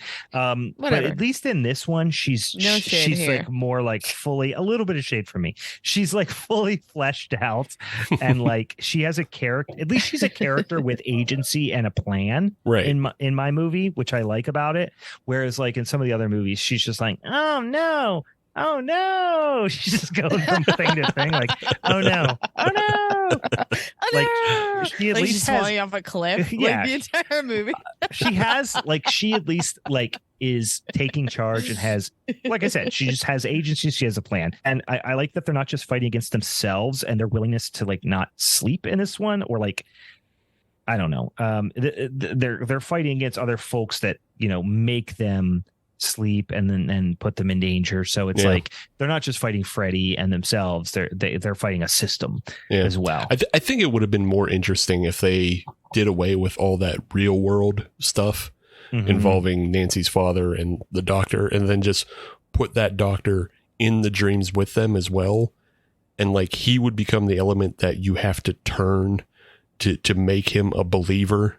But then once he's a believer, he can add his own expertise as a psychologist to help the kids like be more powerful in their dreams. Like psych them up to do it, instead of ultimately he just saves them in the end by throwing holy water on Freddy. Right. Sure. Yeah. I agree. But again, we were set up with him that like he literally like already was like, who the fuck is this Nancy bitch? I don't fucking give a shit about her. And like he was not set up as a character to possibly be a hero in like a way that would have been satisfying the way we're talking about it. He just never was. He was just like, I'm gonna do just like whatever is instinctual, like, oh, this guy's dead, so holy water makes sense. Like I don't like it that well part, the hallowed ground thing, he apparently gleaned all that from Amanda Kruger, so I don't know. I guess he could have read it in a book, or it's basically the 1987 equivalent of what Steve Premium was talking about in the last episode, which was the internet expert showing up. Right. But in this case, it's a nun in a graveyard. A nun told him what was up. The ghost nun told me to kill her ghost son. Yeah. Well, it is what it is. So, all right, that's my movie. Let's get into flick number 2 here, guys. Steve, you want to take it away? Just a point of order before I start. 10,000 Maniacs formed in 1981. Thank you. I'm a big fan. And they are named after the Herschel Gordon Lewis film 2,000 Maniacs. There you go. I did think there was a horror tie-in there, but I did not. I couldn't remember what it was. Yeah. I couldn't remember what it was. There it is. Thanks. Yeah. So I have some hometown horror shit, so I should probably pull the one connection I know from that band into a conversation in the future. And 2,000 Maniacs is on Tubi right now, as well as a bunch of other Herschel Gordon Lewis's, because I've been watching a shitload of them. I'll work on it. I'll work on the people. So there you go. All right. On to my film, Wes Craven's New Nightmare from 1994. And this is like the new Coke of the franchise. Yeah. And here's the thing. I feel like this is the one I grew up on the most. Really? Yeah. Because, I mean, I was a little too young for the 80 films. Sure. And this one, I either remember it being on TNT or Cinemax like all the time. I could see that. And I feel like I watched this one a lot as a little kid, but then it's probably been 20 plus years since I've seen it. Yeah. And I had fond memories of it, which is why I asked for it to be picked. I felt okay, I must have missed that. So you asked and you got it. So no asterisks apparently for this episode, because I didn't ask for anything. No, the asterisk is still like we shouldn't ask for things, because I still came up second in the order, Meg. Obviously, if I came up first, you wanted. So why are you? But if I came up first in the order, I definitely would have taken Dream Orders over this. But Brian came up first in the order. No, I didn't come up first in the order. We just said you get to pick a person. Well, yeah, you came up. Okay, let's also be real. Brian was also controlling the scenario here. So, Steve, we could have an asterisk. So, I mean, you were the one receiving all the things. So you could have said, you guys have the login. I don't. I actually don't. Are you accusing me? I have no cheating? logins to anything we do. That's probably for the best. Fuck off.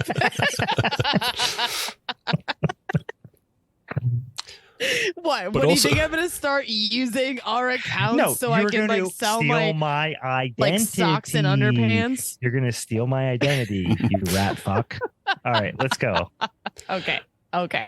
So yeah, maybe I shouldn't be in charge of picking. Is what I'm saying. Yeah. But yeah, look, no, New Nightmare it's the adultified version of what Wes Craven wanted to do.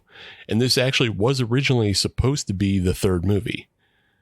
This was like he wanted to do this as number 3, but the studio said no. And so they made Dream Warriors instead. He's a pseudo highbrow writer. No, I don't think he wanted to jerk off all over a script, and he had to wait a few more years. Let's keep moving. That's not Wes. Wes he wants to jerk around on a script. Yeah. He wants to jerk off, but he's not doing it in a pseudo highbrow Wes Anderson, Charlie Kaufman. It's like mutual circle jerks. It's like mutual. Like it's just I would say not highbrow, but it's just this script is so masturbatory. It's a little bit wild. It's absolutely masturbatory. I mean, he puts himself in it, like talks about himself like he's Stephen King, which he's not. I mean, I like Wes Craven, but he obviously isn't. But also, like in the scenes that he's in, he has like Stephen King in the background. Like he's doing everything tongue in cheek.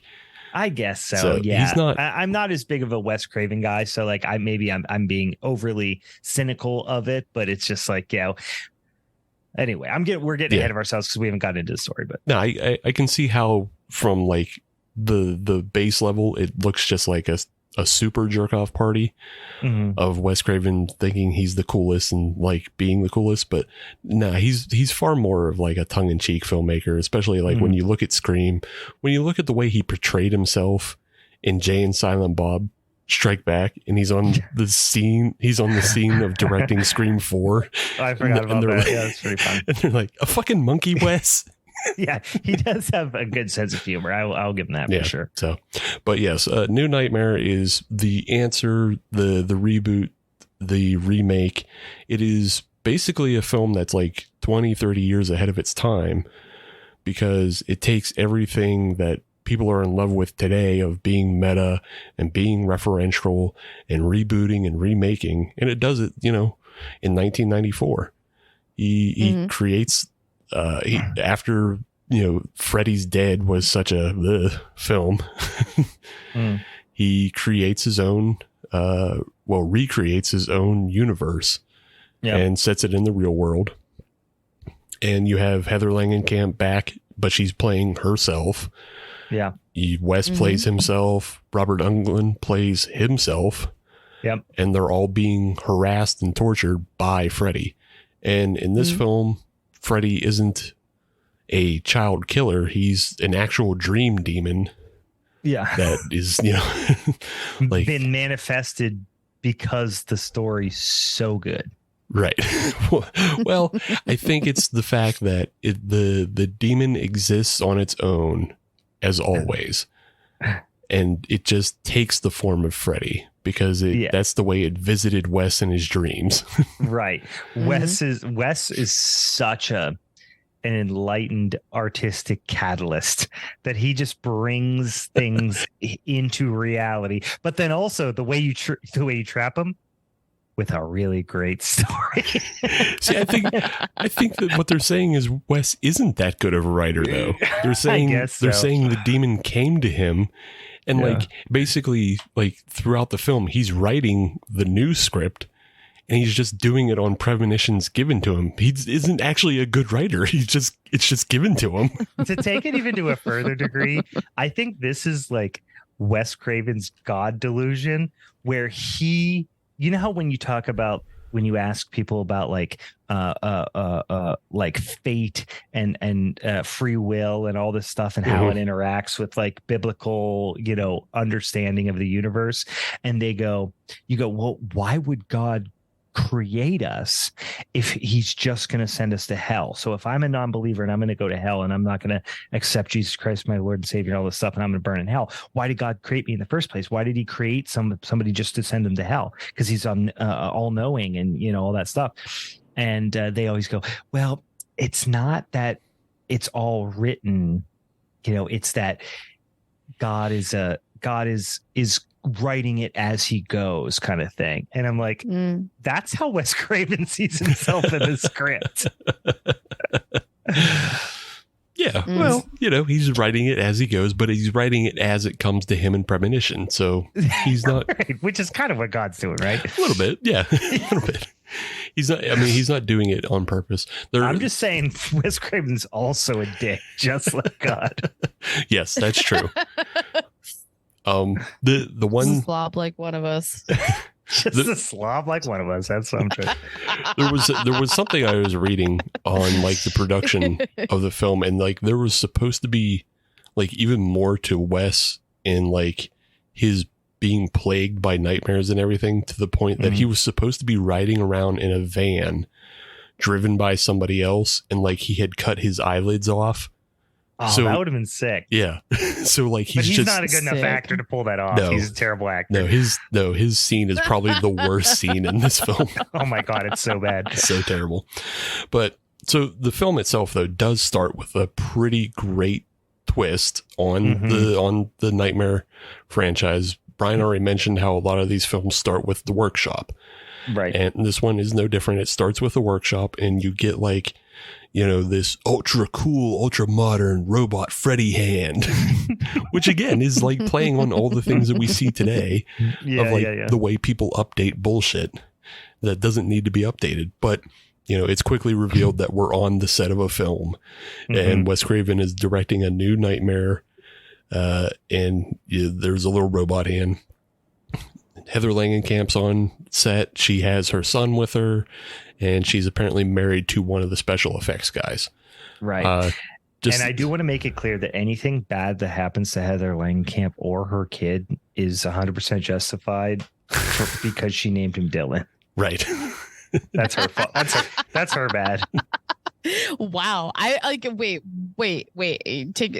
Explain yourself. Dylan's a terrible name. It's an awful name. Not only did she name him Dylan, but she yells it probably about 130 times in the film. Out there, hey, guess what? Every Dylan out there, anything that bad happens to you, you deserve it. Yeah. No, one of my good friends' kids' name's Dylan too, but just something about the way she says Dylan. No, he's not. But one of the ways he said Dylan is just like Dylan. You just hear it so many times. You're like, ugh, if I hear the word, I grew up with Dylan. Again, he was fine. He was great. He was awesome. He was cool as fuck. He was fine. He was great. He was awesome. He went from fine to awesome so fast. They picked up an Iron City in that meantime. It's cool. Also, Dylan is the kid from Pet Cemetery. We didn't say. Dylan is played by Miko Hughes. Yeah. No. I will add that like it totally had this like Shining-esque like influence there too. Like, for sure. Just like.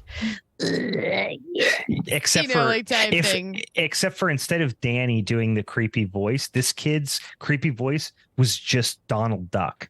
It's so this kid. Listen, I don't like to pick on child actors. Like, you just like to pick on children. Yeah, sometimes. Clearly, kid all these Dylans out there terrible at acting. I don't. Every single thing he does that tries to come across as creepy just comes across as funny. That's fine. Like, I mean, I didn't feel that way. I thought it was good. I thought it was like kind of creepy. It was reminiscent of like things that were super creepy. So I was like, it's getting creepy. Like, lines were creepy, but they would have been creepier coming out of like a sock puppet. That's how bad this kid was. They definitely could have helped him along too with like some post editing instead of just letting it be his voice. I know. They could have. God, it was so But bad. also, can we give him props for like the voice acting there? Oh yeah, like, no, he does. Literally I don't think. give him props. I don't think Let's he's a stop bad. attacking the kid. I don't think he's a bad actor overall. I'm not on that page with Brian, but like they could have helped him along a little bit. But like I think overall, just as like playing a kid who's traumatized and afraid, like he does a pretty good job, and he does a good switch. Yeah, because when he's like, that's the thing is like he does have at least enough range to switch from like terrified child to making you believe that he's somewhat possessed. Like it's he never believable. Really plays terrified child though. He just plays like catatonic child. He's catatonic. He's afraid at other points. He does like seizure stuff. He's got a good range throughout the film. I'm just gonna say, can we move on? Because I don't think he's a bad actor. I don't want him to be a sticky. He's not a sticking point for me, Brian. So let's move on. You name a better child actor. You can't.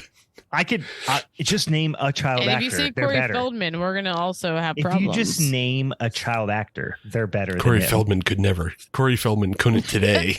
How about the kid from The Sixth Sense? What's his Haley name? Joel? Haley Joel Osment is 1 bajillion times better. Haley than Joel him. Osment was in Tusk.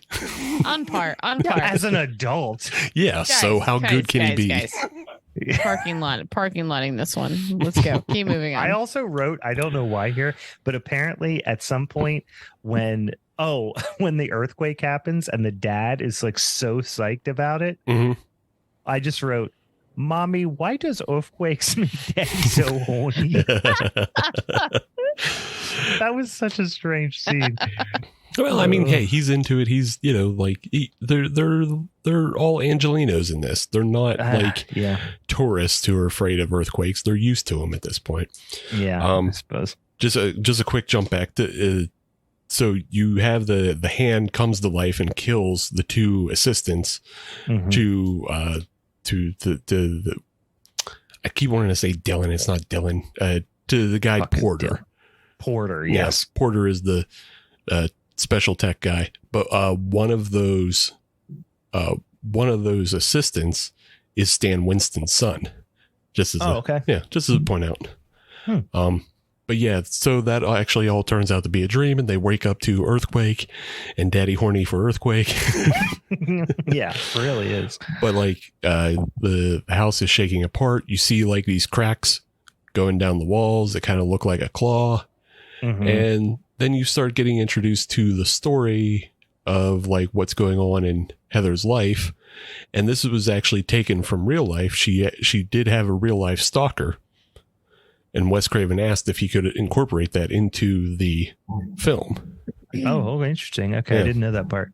Yeah. She had a real life stalker, and she said okay. So yeah, he incorporated it. And then that's what the setup is. Like Heather is a very nervous and just kind of afraid person because, she's been getting these harassing phone calls, and, you get to hear one of the harassing phone calls and they're just doing the Freddy 1-2, sing song over the line.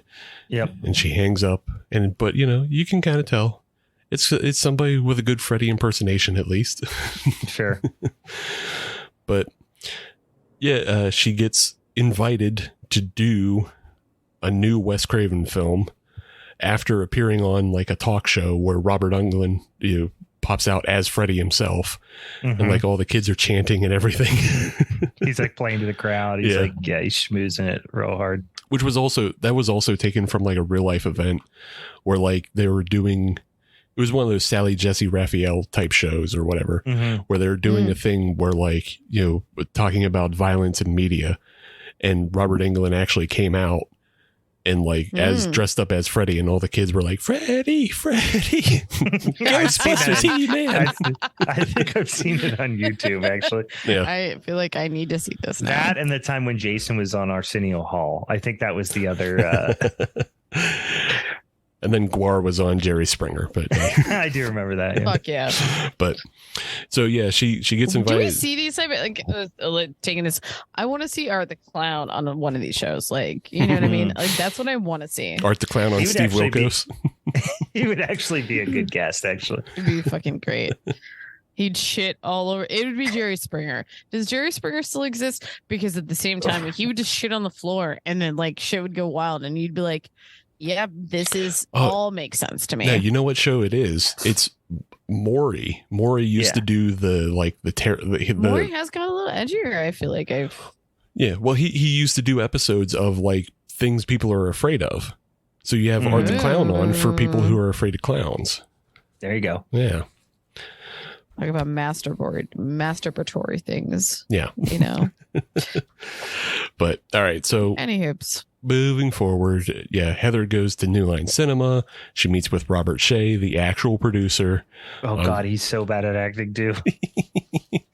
But he's playing himself, Brian. He's so bad. That's how you make it real. If somebody was acting like that in a meeting, I'd be like, why are you acting like this? Why talk normal to me? Like, he's so bad at talking. I mean, he is also an actor of sorts. Oof. I mean, probably not as good as his sister Lynn, who also appears in this film, but it's terrible. Look, and then Heather agrees to do the new Nightmare film. Mm-hmm. So it leads to more phone calls. You got more harassments, and then what's his face? Dylan. He falls ill, so they call up Porter on the film set, try to get him to come home, and then on his way home, he gets killed by the Freddy glove. Right. Yeah. Which I thought was right pretty in the cool. Dick, almost, right in the dick. Like the glove comes up out of the seat and just gives his pecker a little flick. Yeah, I only can hope I can go out by that way. Yeah, he was like okay, joke. Like this character between him and Heather Langenkamp and Dylan, none of them seem related or that they even really know each other very well. They have no chemistry at all. Zero chemistry. She feels more like his babysitter than his mom. No, I mean, but at the same time, I mean, I don't want to like harp on an issue like that. I like literally feel like it's such a non-issue, and that like he does what he does, she does what she does, and they have a kid together. You know what I mean? Like, I get it, but I'm just saying, like, she doesn't care. Life. No, but she doesn't seem like she gives a fuck about him. No, don't play. I'm not gonna fall for that one, Brian. I'm not gonna fall for that because she's clearly upset. But again, I'm actually gonna divert this and say death by dick should be a t-shirt, and I would wear that one. That's a tattoo. That's not a t-shirt. That's a tattoo. That's a way of life. Actually, you know what I'm gonna? Oh my god, guys! I just had a really hilarious idea for a tattoo, and this is maybe not appropriate right now. But I was like, do you know how like people do like the swords like up their chest? Sure. Yeah. It's just a dick. Are you talking about getting a Brock Lesnar penis? Brock Lesnar style, just a dick. Yes, that's what I'm talking about. That's all you.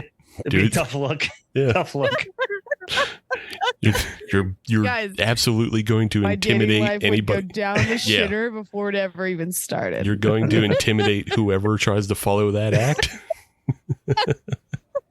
You just be like, anytime somebody sees you, be like, yeah, that's to scale. That's no. It would actually be a sword.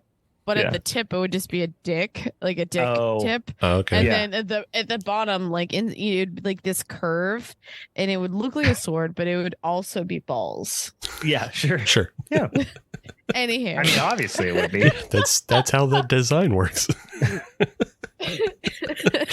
Guys, this has legs. Someone's getting it. No, it has balls. All right, so. Yeah, after Chase dies, I don't know where you're getting this, Brian, that she doesn't care for her son. Like, that's like the one thing that like actually matters. No, I'm not saying that the character doesn't care for the other character. I'm just saying her performance, it just didn't read like it was her kid to me. I didn't get that. Damn. But I didn't either. Yeah, so she's distraught after Chase Porter, her husband, dies.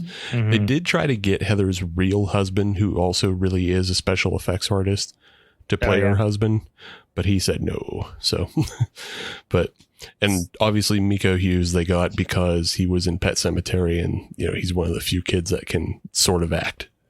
Like like you can't really put many kids in any roles to do. There's not a lot of options you have. Yeah, especially not in the 90s. You couldn't put one of the Olsen twins in this and then have to switch them out.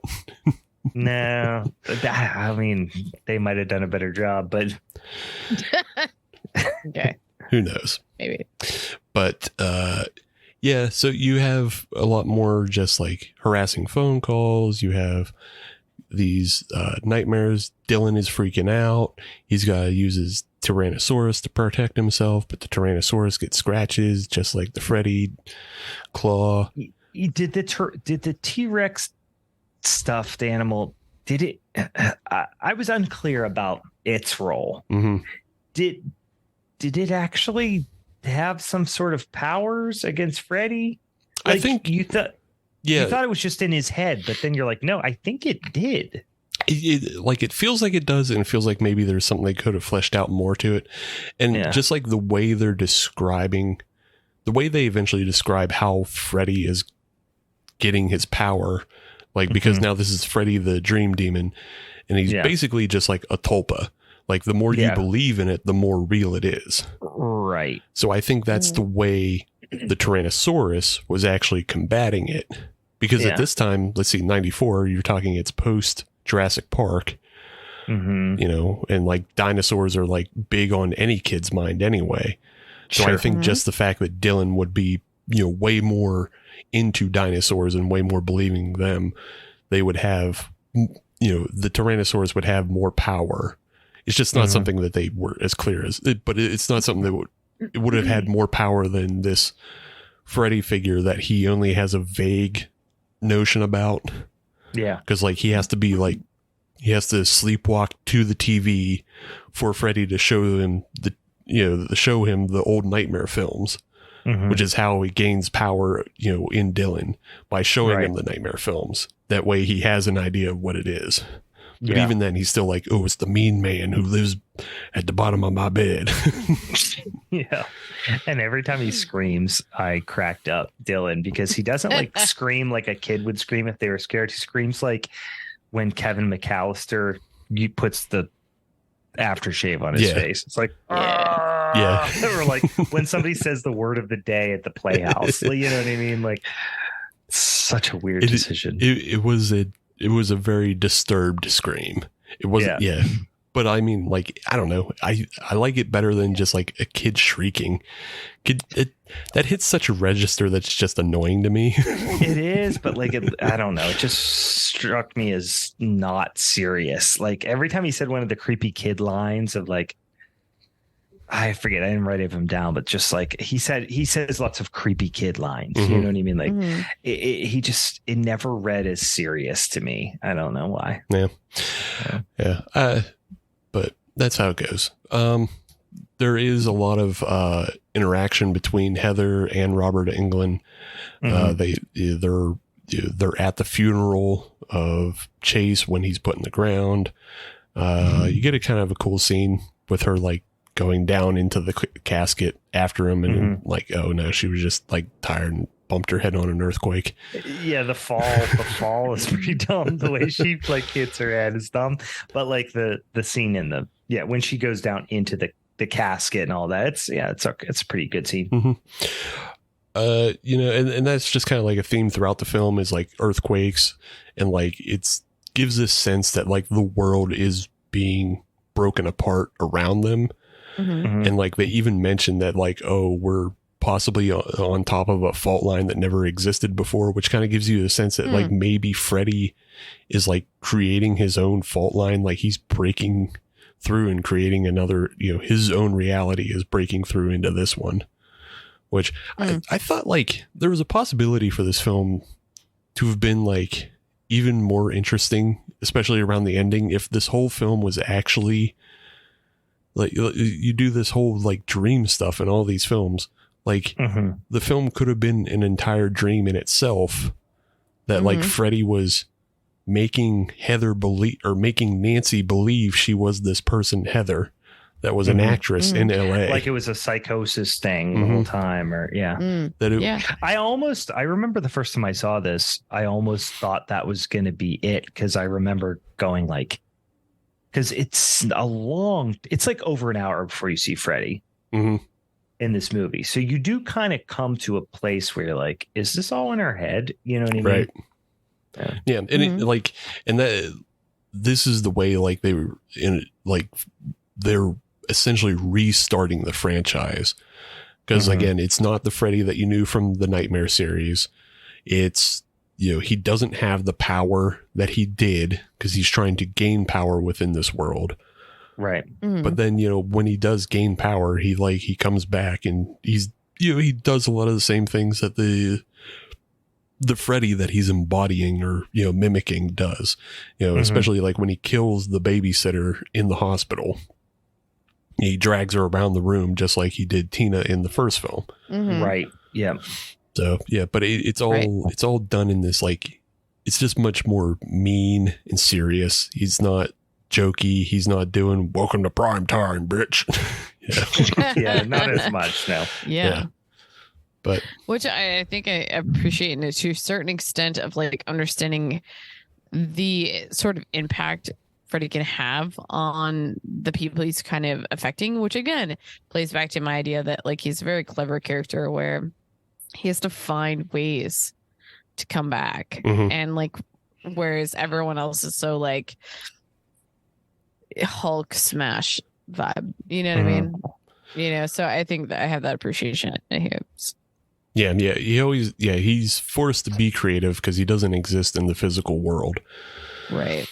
But he also gets to be creative because he doesn't exist in the physical world. So, right. Yeah. Eventually, because of just the way Heather is handling things, and Dylan is like sleep deprived, he's not sleeping correctly, so they wind up taking him to the hospital, and he gets like committed because he's like all seizure-y and coma-y.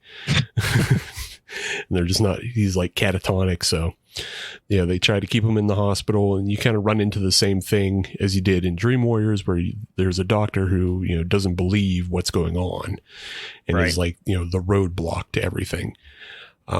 She is, I don't know that I was annoyed by her as I was the doctor in Dream Warriors, just because there's only the evidence of what Heather is telling the doctor. So it's more of a 1v1, whereas in Dream Warriors, you have the entire group and Nancy. Yeah. This doctor, you can almost go like, oh, this one doctor's kind of going rogue a little bit, but she also like kind of marks Heather at some point as being this like narcissistic movie star who doesn't treat her kid well or something, you know what I mean? Right. Like it seems that she's making a lot of assumptions about Heather based on who she is. Right. She's like, did you show them your movies? Like she's obviously very judgmental about the movies she's in and all that stuff. Right. Because and you're still kind of on the fence as to whether or not this is in Heather's head or not. Right. You know, like you don't have the full proof that like Freddy's back and trying to kill. So even though, you did see Chase get killed with the glove. So yeah, it's a little on the line. I mean, so I feel like with that, like, you're led to believe it's like that it is somehow based in the reality of like, but at the same time, I think what could lead it, and actually you can clarify this, it's like the whole dreamscape thing of it is like majority of the time when we see Freddy kill someone, we're not seeing the hand. It's always just like you see scratches or you see blood just coming. So when what's his nuts got killed, that is a dreamscape type moment. Right. Well, yeah, because you see Chase is cut up on the chest, but they attribute it to a car wreck, and then his two assistants die. But we saw that, like what we saw versus what, you know what I mean? But I mean, still, But I mean, within the world, like, he's attributed to a car wreck, and then his 2 assistants are just attributed to like some psycho killer who's out there. And then it's not right, but it's more so like what we're experiencing, I guess, is more so what I'm getting at. Yeah. So like if we're trying to think about what is real versus like what isn't, I think majority of the time is like there is something that's probably, even now that I'm thinking about it, it's probably missing to a certain extent of like majority of the times we're getting a back and forth that in theory they're in a dreamscape, but you're saying like is Freddy's is what happened to Chase. Did it really happen in real life that way? No. I mean, I think what I'm getting at is maybe even like now that I'm thinking about it, it's like could be a plot hole of like what is the trend? Like when we see the physical thing happen, it's always a dreamscape. And when we see it happening in real life, it's always, we only see what happens. We see the physical action. We don't see any sort of, like, we don't see the hand. You see the babysitter hanging in the air, but you don't see Freddy holding her. Exactly. Right. That's what I'm getting at. Is like, it could be that like where, that could be some sort of plot. Yeah, I think we were seeing it. I think we were seeing it from his perspective. Like, so did he fall asleep at the wheel or something? Right. I don't. Yeah. He was falling asleep at the wheel, and then we saw the glove, which would have been in the dreamscape. But as it's reported as an accident. Yeah. We don't. And I think that's like a fair assessment that like we should just like assume that though, because of like what we've experienced at other films to now. So if someone tries to change that, they're fucking up. Right. Yeah, the babysitter gets killed in a classic Freddy fashion, and then Dylan has been put under like sedative, so he's sleepwalking, and he's intent on sleepwalking back to the house. I think this is a really cool sequence where they're going across the highway, and that's a good scene. Yeah, it's also funny because it calls back to Pet Sematary. And this time he dodges all the trucks. It's wild that I didn't even make that connection. But he dodges all the trucks this time. Yeah, first time he literally is 0 for 1 in that movie. Yeah. But this time he's 20 for 20 in this movie. Yeah, that movie 0 for 1. He gets the assist alley-oop by Freddy, who picks him up over. Yeah, he was gonna eat shit on that one. But Heather does a truck dodge too, so good for her. And then she does a not dodge and just gets plastered. I'm surprised more shit didn't happen to her in that. That was a rough hit. Yeah, this is a good scene. This might be my favorite scene in the movie. Yeah, it's the one that I had the most fond memories of, and it's kind of why fond. That's an interesting word. Yeah, I was gonna say it was. Yeah, it's a good. You had the Freddy glove, and then you had all the Freddys along the fence line that chasing the kid. So it was pretty cool. I kind of forgot about that with the other Freddy I was like mostly specifically thinking about the hit. You're like, this is the most fun memory of this movie. I remember just as a child when I saw that woman get hit by that car, just a big smile coming across my face. It made me really happy. I don't know why. It's my most happy memory as a child. Seeing women hit by cars is just like really, it just brings a joy to my heart. Gives me all those feels. Yeah, I've already started a fundraiser for this conversation, so let's go. Look, it started very young with listening to Grandma was run over by a reindeer, and that just turns into random women hit by Corollas. Oh man, you're bringing it full circle, man. You're bringing it full circle. So yeah, Heather goes back home where Dylan is. He's been sucked into his bed because it's where everything's been centering, and she falls into the Freddy evil world. And you have a little cat and mouse with the Freddy, and it's his boiler hell world. You got the water. She goes down the old slip and slide down into hell. Yeah. You got the fun pool in the middle. You got the sloppy steps. In the next live show, we're gonna have a slip and slide into hell. Oh yeah, we're gonna do a full on Freddy double dare where you got to slip and slide into hell. Oh my drop God. in the pool, go up the sloppy steps. We wouldn't go through a nose. We would just go through Freddy's mask. Yeah. Well, I mean, there's nose holes. Yeah, I mean, she falls out the big giant Freddy mouth. So yeah, absolutely. Let's fucking go. Yeah, but yeah, you have a cat and mouse, and then Freddy chases Dylan into the boiler. Dylan climbs out by kicking a snake, gets the snake out of the way. He does kick a snake. Yeah. Why would he kick a snake? Because it was in the way. Don't kick snake. Okay, don't kick snack. He step on snack. Don't step on snack, although. And then they burn Freddy, and he turns into a demon, and he explodes. Yeah. The end. And then they read about it in the script. You know what they went back to the script. You know what I appreciate about this movie is it really sheds light on like the true villains in our society, which is doctors and nurses. Yes. which by the way, the one younger nurse. Yes, we love doctors and nurses. The one younger nurse in the scene where they're tricking them to give Dylan the sedative. Yeah. The younger nurse in that scene is Wes Craven's daughter. Oh, I didn't know that. Yeah. Is she the one who delivers that line where she's like, is it Julie? What isn't her friend's name Julie? Yeah, Julie's the babysitter. Yeah, the babysitter. Yeah. And Julie punches the one nurse. Yeah. And then the other nurse goes, hey, you can't do that. Yeah. No, you can't. You just can't do it. You just can't do it. Why would you do that? But it's like you could do anything else. Don't do that. Yeah, don't do that. Don't hit the other nurse. Don't hit nurse. Don't hit nurse. Don't kick snack. Rule number 1. Don't hit nurse. Don't kick snack. Don't hit nurse. I was yeah, that whole scene was pretty wild. I kind of forgot about that completely, but yeah, I think overall though, I mean, like obviously the film plays a lot with, the nightmare meta, and it was Wes Craven's just way of like retaking control of probably a franchise that he felt just went off the rails after he had left. Mm-hmm. And he put his own spin on things, and it was his way. It was his time to play around, and because of this, he ushered in the current fucking media we have of remakes and reboots, and everything is garbage and everything sucks. Yeah, he did. I mean, it's not even just like reboots and remakes as much as like everything has to be. I guess in a way, I wish people would come back around on this a little bit, where like everything has to be so unbelievably meta and fourth wall breaking. Mm-hmm. Like not just fourth wall breaking, but like the wall needs to be like pulverized and ground into a paste, and everything's a wink and a nod, set on fire. Yeah, I don't know. My whole thought with this movie.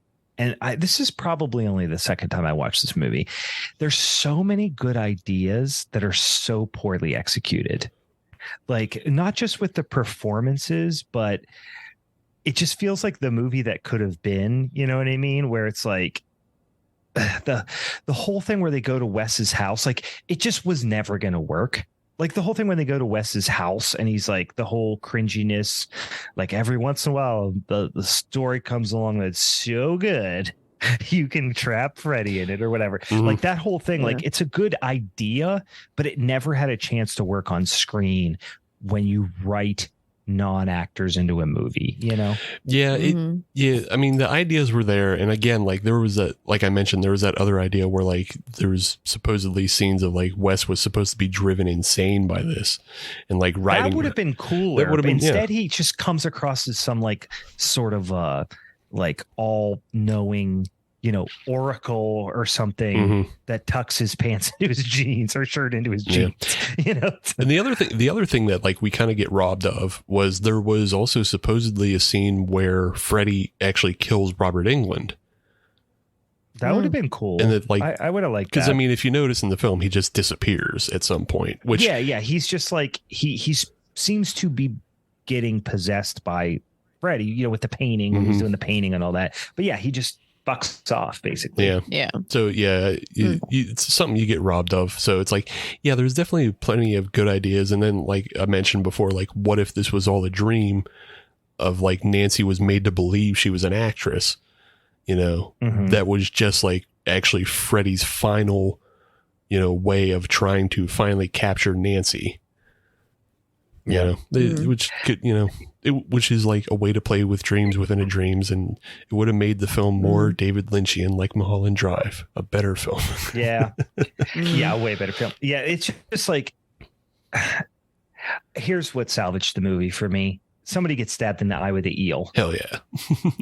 Like, you're not going to see that a lot. No. No, there's a lot of fun things in the film, and I still think it's like a better film than a lot of the other nightmares. Like, totally. I'm going to say this is better than 2 and better than 6 without watching those recently. Probably better than 5. 2 has some charm. I don't even remember 5. It's been too long. Yeah. 4, maybe 4 is better. But is 5's Freddy's dead, right? No, that's 6. 5 is 6. The Dream Child. That's Dream Child. That's the one I haven't seen. I don't even know when I saw that one last, but yeah, but I don't remember. But yeah, I still think New Nightmare ranks up there. But yeah, you know, no, for sure. I think the kid element, like, kind of like I enjoyed it. If I'm adding any 2 cents, I know at this point again, I'm like a little quiet on this one. As far as arguments go, but like I enjoyed the child element of it a lot. I felt like what's her nuts? Heather Langenkamp. Heather, yeah, I think her character was better than in some of the other situations. I definitely think there's some weak points, but like overall, I did enjoy this, but I think the acting in a like time and place situation was better than Dream Warriors. Just like literally in reflecting it, but I think that's just a time and place thing. But hey, that's like my 2 cents right now. This exact moment. Well, tell us about Freddy versus Jason. Oh my fucking God, guys. Are you fucking ready for this? Guess what? I still can't believe this movie exists. Like, this many years later, I still can't believe it exists. Fucking Guess rules. fucking what, guys? Yeah. At some point, you know, Freddy just gets a little weak. And he has this fucking bright idea that he's somehow going to ignite Jason Voorhees' mother to be like, you have to go to this city. So basically the understanding is that he's manipulating the whole Jason universe to say, I'm going to use you to go terrify the city that doesn't fucking, like, they're all fucking comatose with his hypnosil bullshit. And no one's scared. So I can't fucking come fucking with other kids. I'm going to make you go scare the city. And then guess what? Jason does what Jason does, and he fucks with the whole entire city. He's like, he's Hulk smash mode. He's like, okay, I'm now back here, and I'm going to go to this city that I have no association with, and I'm going to go terrorize these kids. And that's going to give Freddy power. And that's going to allow him to come back a little bit. But, you know, Jason can't stop. Jason cannot stop. Can't stop, won't stop. Can't stop, won't stop. Can't stop, won't stop. I love that this is like... I'm so annoyed right now that I have to talk about this movie. I'm love sorry. I can't even look at the screen right now. The best thing about it is this movie, it doesn't let the plot get in the way of the story. Absolutely it's just like, not. you know what? Let's fucking go. Freddy's out here killing people. Now he needs Jason's help. That's fine. Jason's going to kill people too. Okay. So yeah, we get the best of many worlds here in that. So Jason comes back, he starts terrorizing this community, and so Freddy then starts gaining power because these kids are now being terrified, and but Jason, again, we already said he won't stop. So, but Freddy's still like, I still have to do my shit. But then the kids that are part of this town, I apologize that I'm very annoyed that I have to like go through all these plot points. I'm just like, I apologize that I really have to go through this. The kids have been affected by Freddy. So I'm going to go through how to get me back to the cast. Jesus fucking Christ. So we have Laurie Campbell, who her mother had passed away, and for a long time it had been possible that her dad killed fucking her mom, and it clearly wasn't the thing. Freddy killed her mom, and so there was no actual like evidence otherwise, because Freddy doesn't fucking exist. And then I mean, this is a silly movie in that like this cast is insane. These are all the characters that like we all grew up with, like seeing in other movies, horror movies elsewhere. You even get a quick Scott Farkas. Yeah, you do. My favorite thing about this movie is that, okay, Brian, we mentioned how Dream Warriors has like a bunch of characters that you don't get a whole lot of background on. Mm-hmm. This movie has characters who have like a movie's worth of background, but they've never existed before. Yeah. Like we don't care. Is Jason Ritter the Will Rollins who was the one in let me see. He was the one who went and was in like a psych ward for a while there too. Yeah, that's John Ritter's son, right? Yeah. Mm-hmm. Yeah. So he became a very prominent character and allowed like the plot point, honestly, to like move forward to like understand how now where the whole hypnosil, like all these kids being affected by Freddy Krueger. Like, and that's where we were able to learn that majority of them that at this point were being treated with hypnosil because it was effective, but then it was too effective. And then it was effective to the point where they're now in a comatose. Guys, I apologize. I'm so annoyed that I have talked about this. This movie may be the most egregious use of CGI on several occasions. It's silly, yeah. The nose between not every use of it is horrible, but between the nose job thing, you almost felt like that was supposed to be a 3D scene too.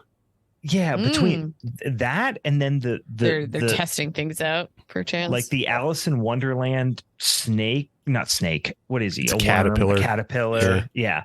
Caterpillar of the stone guy. That was kind of a callback. I almost felt like to weed. Why am I? It reminded me of like the snake, like when it was like in Dream Warriors a little bit. It felt like a callback to that a little bit. I think it was it was an Alice in Wonderland thing, I guess. But no, totally, I could see that. But I mean, it literally when I first saw it, I was watching at least at the same time. Yeah, that's what it reminded me of. It was like almost a callback to that. Yeah, I mean, it could have been. I almost I wonder if that might even be just giving them too much credit because this is just. I literally think that they were like, it's 19. When did this come out again? 2003. 2003. It feels like it came out in 97. It's so wild that this came out in 2003. It just, yeah. I was just going to say, this movie both came out like 10 years too late and 10 years too early. Yeah, because people would have been more excited if it came out at least 5 to 8 years earlier. I like the concept of like universes going against each other because I like when those arguments happen. I think it's fun. And you're like, let's see all the ways that this character would possibly be able to overcome this character and vice versa. I think the argument's really fun. Oh yeah, I mean, and that's what the whole film is supposed to be. Like everything is supposed to be in service up to the last 15 minutes when they actually fight. But like, yes. Everything else around it, everything with the characters is so fucking stupid. Yeah, the whole thing is just a big fan service flick, obviously. It's not. It's not fun. The only thing that'll give it is like when this came out, were we not just seeing a fuck ton of these type of movies? Like that's all we were saying. It was like these high school teenage dramas of like, oh my god, even like talking about horror movies. Like we're still seeing this like where. Like kids were almost not empowered, but like thinking they understood the world in a different way. And so like they're now like, oh, we're the heroes. But luckily in this movie, they're fucking not in all essence. They're just not. This movie, I mean, the high point for me in this one is like, I mean, there's a couple cool scenes. Like there's a long burn sequence in this movie, which is kind of fun. There's a lot of fucking cool scenes. So like the whole thing is like what I love about this conversation that I wish wasn't just the last 15 minutes was that they're both dead. I guess some things that I appreciated were like when they were in the dream sequence. So when Jason obviously like gets drugged to the point where he is passed the fuck out and he's now in Freddy's universe. I thought these were fun and interesting scenes because we were able to see Jason in a light that we don't normally get to see him, where he is somewhat vulnerable. He's somewhat able to be fucked with and get fucked up. And but also, why were they worried about it? Because when they had him in the back of the van and he was like tranked, and they were like kept filling his stabbing him in the neck with the tranquilizer or whatever, and then they're like, it was like a ticking clock thing, we only have this much tranquilizer, we have this much tranquilizer. But then at one point, they knew that he was in Dreamland fighting Freddy, and there was like water everywhere, and they had to give him mouth to mouth. Like, explain to me why you're worried that Jason Voorhees is going to drown. Like, that's literally the one person you shouldn't worry about drowning, because he drowned it already. But I think in theory is like, I feel like they understood the world as like, if you die in dream world, you're now dead in real life. But he's already dead in real life. Brian, what you don't understand is but they don't know who Jason Voorhees is fully. No, I don't think they true. fully have a concept. But so they know he drowned. No, they do know, because they are the smartest teenagers in the world. They pick it up so fast. So smart. They deduced so much, and so they knew the minutia that if Jason drowned in that van, it would still be a little while before he came back to life again. Oh, you might be right, because I did write that down. The whole goal was just to get Freddy out of the dreamscape. Right. That was the goal. Let's just go back to the whole goal in any of these films when they're like, we understand how to kill Freddy, or how to get him to a point where, well, they clearly don't know how to kill Freddy because he can't die. But like, they're like, no, let's pull him out of the dreamscape into reality, and then we can go stab, and then it still doesn't work. So, but they keep trying, and they keep thinking that's how it works. I would love to see a film in this franchise, though, that is able, they find a more unique way that actually kills him. Because that whole idea of pulling him out of the dreamscape is a good idea, but nothing ever happens with it. And I'm talking from numero uno to now. I think they should just send him to jail. Yeah, what if they just found out that it was like Amityville Christmas Vacation, where you just put him in a dog cage? Just put him in a dog cage, send him to jail. He is a child murderer, He has to answer for those. There's no statute of limitations on that. Just put him up in front of Judge Judy. Yeah. Let's just oh my God. I love that. Let's just create a special cage for Freddy, and he's in this cage, and it's actually just a dog cage. Yeah. Did you search for Freddy cage on Amazon? No. You probably should have, dumb losers. I love that when the fight. I read that the fights, like especially the first fight scene, not like the big climactic fight scene, but the first one in the boiler room is so Looney Tunes. Yeah. It's goofy. It is Dragon Ball Z meets Looney Tunes. It's a pinball machine. It is like, if there's not a pinball game based on that fucking scene, I'm blown away. I did laugh out loud. I really just want to get times. through this, honestly, because like, I think the fight scene's fun, but I think that when they were trying to attempt this, it was like, okay, we got Jason versus Michael over here. Okay, let's now bring Freddy in. Let's figure this fucking out. And I love the arguments. I always fucking love them, but I love them in a like bar, like we're going to be at the bar drinking our faces off and just like saying why someone would win over the other. I don't fucking want to see it, because clearly this movie should have been, I wish if this movie was almost the entire thing, somehow Jason versus Freddy, and not in the way that it actually was happening, but more physical and like more clever on Freddy's behalf, I would have been more into it. It just lost it. So I don't want to like sit on this. It's a fun movie to a certain extent. If I had watched this movie when I was in high school, I probably would have been like, this is a fun movie. I like probably would have been into it. But when we're talking about this Secret Satan, I don't want to like literally keep talking about this film, because out of the whole series, it is not a quintessential fucking Nightmare on Elm Street film, and I will not defend it as a Nightmare on Elm Street film. Like, it's just not. So what you're saying is you're forfeiting your argument. I'm totally forfeiting everything. That's why I literally don't want to spend more than 10 minutes on my fucking shit, because it's an okay movie. Watch it. Maybe take shrooms while you're doing it. That might make it more fun. What's one thing that'll make it more fun too is and I started doing this halfway through, is imagine Freddy in this movie as Daniel Stern in Home Alone. It makes the whole thing so much more funny. Yeah. Because he reacts to things in the way Daniel Stern reacts to things when he gets hurt. Yeah, especially in the final fight. Yeah. Yeah. I think even the best parts are the Jason parts.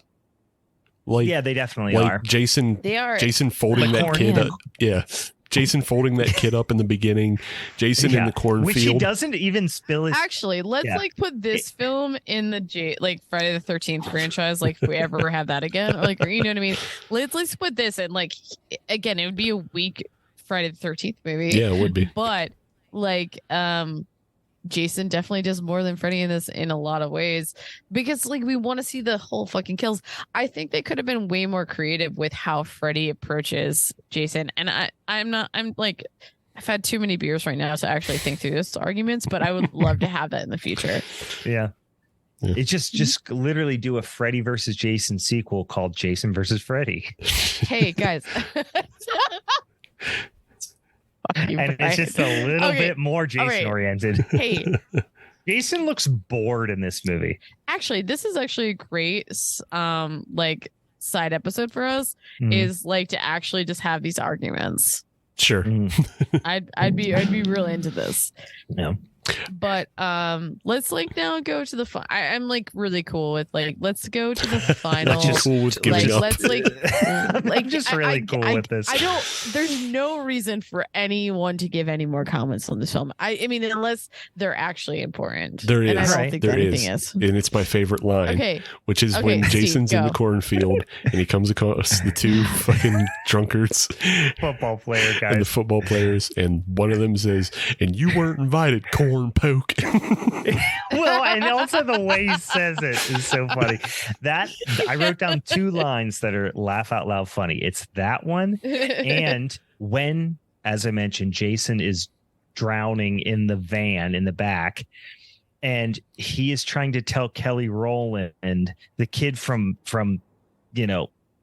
what's the freaking Ryan Reynolds Christmas movie? I don't know what the hell that kid's in. Spirited. But when No.